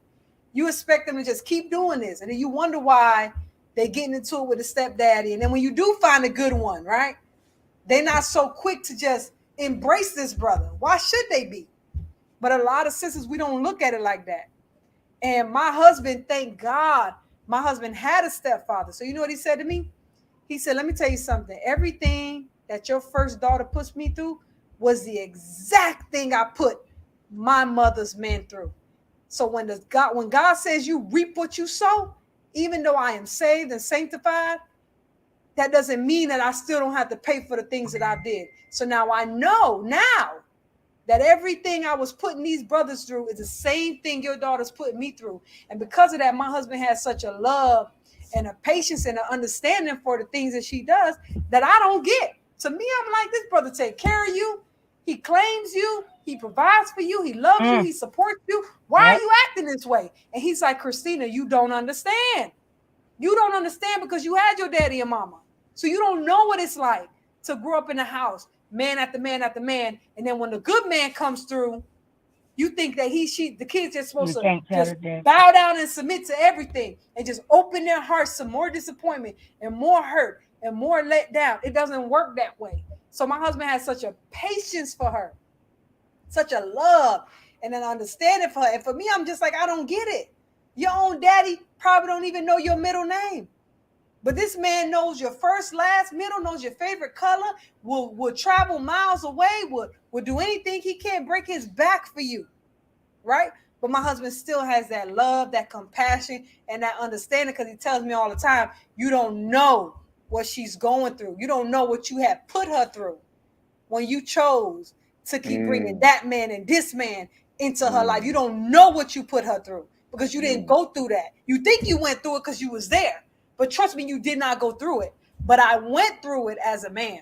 And I could tell you the damage that comes from that. So despite what my daughter may say to my husband, how she may be ungrateful, how she may, like, sometimes, well, you know, you're not my dad, so I don't want to hear it. He never does not embrace her. He never does not love her. He never he doesn't care. Amen. He will still, sometimes I see him I look at him and I say, bro, we got like 5 kids together. Like, you don't think you're doing a little too much for that one when you got your own kids? And he's like, yeah, but this one needs it more. This one needs it more. Right. They need it more right now. Because they ain't never felt what it is to not have a daddy. She has. Yeah. Yeah, man. Y'all better be listening to these gems, man. You know, we don't have to come on here and share our life experiences and put ourselves out there and be transparent, but we do it because we don't want, y'all have no idea. Like, I look back at my decisions and I know I can't do a do-over. I know that, but it hurts me because I know the damage I did. I know it. It's all right. All right. I know what I did. And it hurts me because I want to take it away. I don't want them to have to go through that, but I know what I did. And I don't want other people to repeat it. I want them to learn from what we have gone through. That's so real. Yeah. Learn from it. Yeah. Learn from the people before you. Stop going through unnecessary hardship. Stop it. It's not necessary. But we don't take children's feelings and experiences. We take it for granted. And it took my husband, y'all have no idea. It took him to sit me down and say, you do not know what you've done. You looking at her like she's just a rebellious child. That's how you see it. But you don't understand the seeds that you planted that created what you see today. Not that she's not accountable for her actions, because she still is. She's not a child. She's grown. But you got to understand the seed that you planted. Don't sit back and act like you're just an innocent victim. So women got to understand. We got to be more mindful in our pursuit of love, like Zadok said, because that's what it was. Y'all have no idea what he said, the pursuit of love. That's exactly what I was doing. Y'all don't know. I just wanted someone to love me. That's all I wanted. But I had no idea what I was doing. No clue. I just wanted to be loved. So anything that felt like it was love, even though I had no idea what love was, I embraced it. And by me embracing it and being a single mom, my children had to embrace it. You understand? So this is the damage that you're doing to your children. So women got to wake up and understand, you know, this stuff is messing these kids up. And we got to be accountable for that. We have got to be, man. 72% of Black women are having children out of wedlock. We went over the statistics of how many brothers are incarcerated. 80% of brothers come from absent father homes. I'm not saying brothers ain't out here doing their thing, but we can't just sit back and keep saying it's the brother, it's the brother. We got to start being accountable for what we do. We have to, or nothing's going to change. We got to look at ourselves. You know what I'm saying? So I thank you, Zadok. You have no idea how much I thank you for coming on here, because you was on fire tonight. And you just, you were just hitting so much gems So you guys, please, man, y'all, just It's all good. Hold on heed for a it. second. Heed what we're saying because we want to help the babies. It's not about us. Zadok, I'm gonna be okay. I'm gonna be okay. But it's my daughter out there, 21 years old, just as blind as she want to be. It probably pursuing for love herself because her own father didn't love her. And then when the man came in that tried to love her because she done went through all these other brothers, she ain't willing to let him in. So now she out there doing the same thing I did, pursuing that love. And you know what the crazy thing was? And I'm not trying to get too biblical, but it took me to realize, this what really helped me. It took me to realize that who I was, being a child of God, that made me realize that, you know, if I just seek him first, if I just pursue him first, everything else is going to work out the way his will is designed for me. And that's exactly how it happened. I started putting God first in my life and saying, you know what? I done been with multiple men, had multiple kids. I could blame the guys. They done ran off on me. They done left me. They done abandoned me. I could say that. I could say that all day, right? But then I got to look at myself and say, you are the common denominator. Why do you keep going to men that are abandoning you? What are you doing?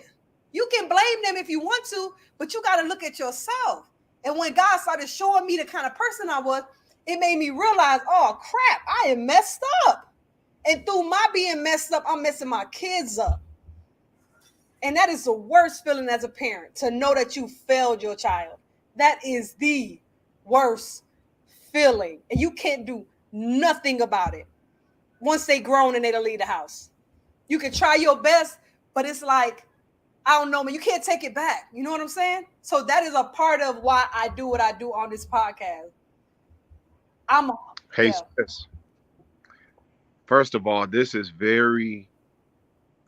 good stuff. I don't know if you just sharing your heart, but I don't know if you know how good it is. So I want permission to do something right quick. I've been running my mouth. I've been talking a good game. Y'all know I get on here and do kung fu. But yo, I want my wife to tell y'all from her own mouth, as the woman who chose me, to be her husband and to trust me to be a figure to her children. I always had a saying to her. I said, you always been a mother. I haven't always been their father. And she had to make a decision. And through the good and the bad of it, she has an opinion of this marriage. We've been together for 26 years. We've been married for 24. So I just want to, if it's cool with y'all. Oh, it's cool. Oh, it's cool. Oh, it's cool. It's cool. It's cool. This is my queen. You blessing us right now. This is cool. Hey, this is called the overtime. Everybody, we in overtime right now. Overtime. Yes. Right now, y'all. I love it. Let's go. Overtime. This Regina, her name mean queen, so put some respect. Welcome, Regina. Welcome, queen. Hi. Respect. Y'all snap. Respect. Snap. What's up, queen? Regina Queen. What's up, queen? So, Hello. What's up, queen?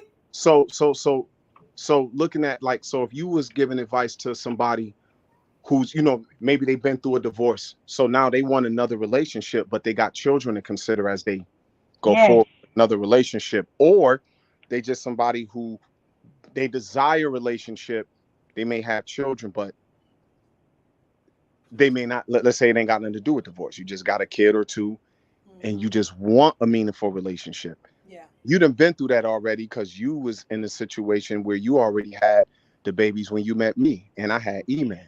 So from your own thought, what would you say, you know, and I know I'm putting you on the spot. She was putting the kids to bed, y'all, and I was like, hey, come here.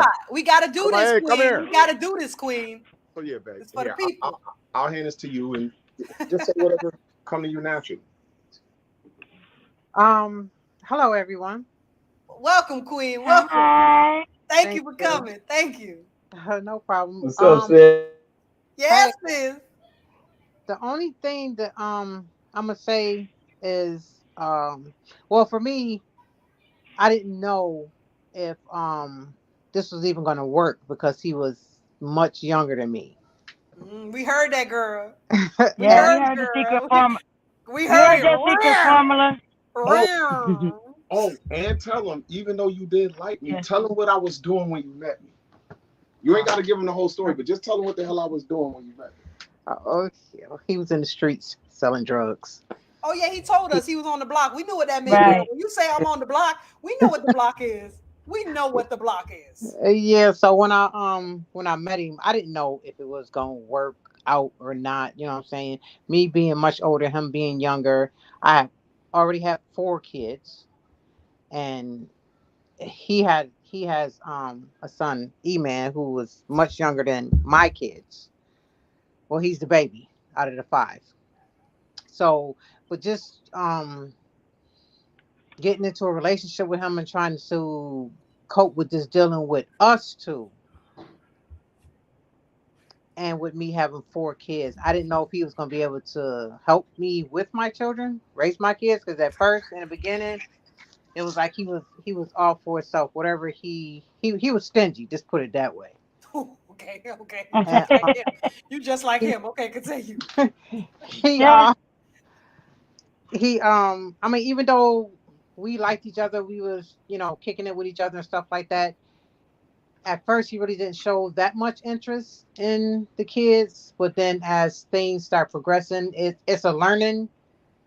definitely a learning battle when it comes to dealing with a younger guy and him trying to deal with raising kids that are almost, well, my girls almost. Yeah, he said it was one age. that was a teenager, and he said it was some that was younger. He said that. Yeah. So my daughter is closer to his age than the rest of the kids. So that I didn't know how that was gonna work out or whatever. We had our ups and downs with some things, like as far as trying to raise them and his values on things and my values on things or whatever. And we just had to compromise. We talked about it, we discussed it. I let him take the lead on a lot of things. Some things I didn't agree with, especially when it came to my kids. I felt those are my kids. Like can't nobody I had that same issue too. I had that same issue too. Yeah. But we worked it out. We talked about it. We discussed it. You know what I'm saying? We came to an agreement and stuff like that. I was as far as like punishment, because I really didn't like to hit my kids because of what I went through when I was younger. So, but when it was time for something that was definitely serious, that deserves a whooping, it hurt me, but I had to let him do it. But, so it's just about a compromise, and as long as that man decides that he's going to he loves you and he's going to take care of you, then he's got to take care of the kids. And the woman y'all just have to come to a compromise when it comes to the kids. And so I you can't have one foot in and one foot out. He could take care of me. Amen. He could be in the house, but Right. he can't have no say so when it comes to these kids. Say that one more time. So basically, he can't have one foot in, one foot out. Meaning he could live with me, he could take care of me, but he can't have no say so when it comes to my kids. No, he can't be like that. Yeah, she's saying it can't be. Oh, right. It didn't sound like she said something different. You're right. I thought you said something different. No, because women are saying that, sister. Women are out here saying that these are my babies. You can't say nothing to me about my babies. And what I'm thinking to myself is, if you're going to choose a man to be with and to be around your kids, you don't think you would want to be comfortable enough to know that he can have a say-so as far as disciplinary actions. And I'm not talking about whooping all the time. It could be punishment, whatever it is. Right. And that's something that I had to learn also. I had to learn that too, girl. It was hard. It was hard. So it was hard. Once I learned it and I understood it, like, okay, he's going to be with me. He's going to be with us. It's not just me. So I have to let him be the father, and then with me and him don't have kids together. That's another thing. I didn't think about that. He has 1 and I have 4. So we combined our kids, but we don't have kids together ourselves. So that right there also played a big part of me making the decision to let him help me raise my kids, because I already knew that I couldn't have any more kids when I met him. But let me ask you a question. Mm-hmm. Now looking back at it, do you believe that you made the right choice? 100%. Right. I want you to just give us a little bit more information on why you believe 100% you made the right choice. I gotta put you out there, sis. I'm sorry, but this is Jim's right now. This is Jim's. We ain't got no choice but to do this. 100% because my kids are grown. My kids can talk to him about anything. So you see the product. Yes. The product, the end result. They can come to him about anything, or his son can come to me and talk to me about anything. Like, we're a family. This is my husband. This is their dad. I'm Elijah's mom. You know, not just stepmom. My kids don't say my stepdad. They say dad. He said the same thing. He said the same thing earlier. He said ain't no such thing as no stepdad. And that's the same thing in my house. My kids don't say stepdad, or he says stepson. They don't say that stuff. Right. And my kids have kids, except for 2. Mm-hmm. Yep. So 2 of the boys. The youngest, Elijah, he don't have any. Right. And my oldest, our oldest son, he doesn't have any. You know, but we have grandkids, and they say Papa Doc. But hold on real quick. Hold on. When Elijah is the one that Zadok had that wasn't with you. Right. But I want y'all to listen real quick. Everybody that's on here. She just said our 2 youngest don't have kids. She didn't say his youngest don't have no kids. She said our 2 youngest. Y'all gotta realize that if we want the best result for our children, we got to be on a united front. Did y'all see how she said that? She said our 2 youngest ain't got no kids. To her, it is no separation. So that was deep, sister. That was deep. I caught that because I'm like, hold on, it's in Zadok's son with the other one, Elijah. But you said it like smooth, like, yeah, our 2 youngest ain't got none. You just said it so matter of fact, and I respect that, man. The what y'all built together. This is honorable, man. This is respectable. Oh, thank you. And it's our youngest and our oldest son that doesn't have kids. So Elijah and Quahim. Quahim's the oldest son, and Elijah is the youngest. Those are the 2 that don't have kids. All the other 3 have children. And so, like I was saying, they call him Papa Doc. Yeah, pretty much. As far as Papa they know, as far as I know, as far as they know, I'm their biological granddaddy. Right. That's the same thing over here. It's the same way. When people go to my husband and they say, like, how many kids you got? He says 7. Right. Every time. He says 7. You and Avanisha, I don't know if you guys noticed, Empress, me and her go way back. She's been in my home around my kids. Empress, can you tell any difference? Nope. You would never know. You would never I thought know. they always biologically both of y'all. I had no idea. That's how he is. Thanks, man. Right. So just seeing what you guys did is showing me that we're on the right track, because you guys are the product of what we are trying to accomplish. If that makes sense. No, that's what's up. Thanks, babe. I appreciate that. You're welcome. Thanks, guys. Thank you guys again. Thank you, sister. Sorry for throwing you on the spot, but we ain't sorry. We sorry, but we ain't sorry. That makes sense? We sorry, but we ain't sorry. Pretty much. We're not sorry. Don't tell her that. But we ain't sorry. We ain't sorry because it was Jim's being dropped. With that being said, God bless, sis. Yeah, thank you, Zadok. Thank you, Kevin J. Thank you, Empress. Thank you, everyone that been joining us on Let's Talk Podcast. And let your wife know whenever she want to come drop some more gems, she is always welcome on this platform of Let's Talk Podcast. You guys like, subscribe, check the channel out. Zadok, you want to send some last words real quick? Yeah, man. Just yo, it's either all in or just going about your damn business, bro. All right. That's it. All in or go about your darn business. All in or go about your darn business. Empress, you want to add some last words in before we close it out? Oh man, I'm so. Yeah, you in the Matrix. You in the Matrix. You in the Matrix, girl. I'm everywhere. I'm focused. I'm focused. She in the Matrix and she don't know it, y'all. The thing that stood out to me are the key word. The key word was unity. You know, united front between, you know, the kids' biological parents and also, you know, the new parents, right? It's got to be a united front between all parties in order for it, you know, to really, really be successful. I believe if you do have active parents in that child's life, you know, because with me, I know for a fact that if I do remarry, of course, pertaining to this gentleman that I, divorced, but he is definitely a great father. Quite honestly, I'm gonna give him his flowers. A great father, but he don't play about his daughter, our daughter. He don't play. So there's gonna be definitely some unity in certain aspects. There's gonna be upfront unity at that. So it's got to be people who are okay with that God being an active father in his child's life, and you got to know who you're dealing with.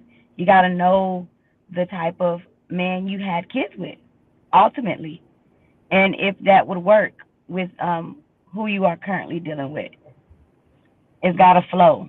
It's got to be some type of flow, and if not, that's okay. My auntie did it. She had a situation with her kid's father where he was just very possessive and whatnot, but she just did not remarry until her kids were old.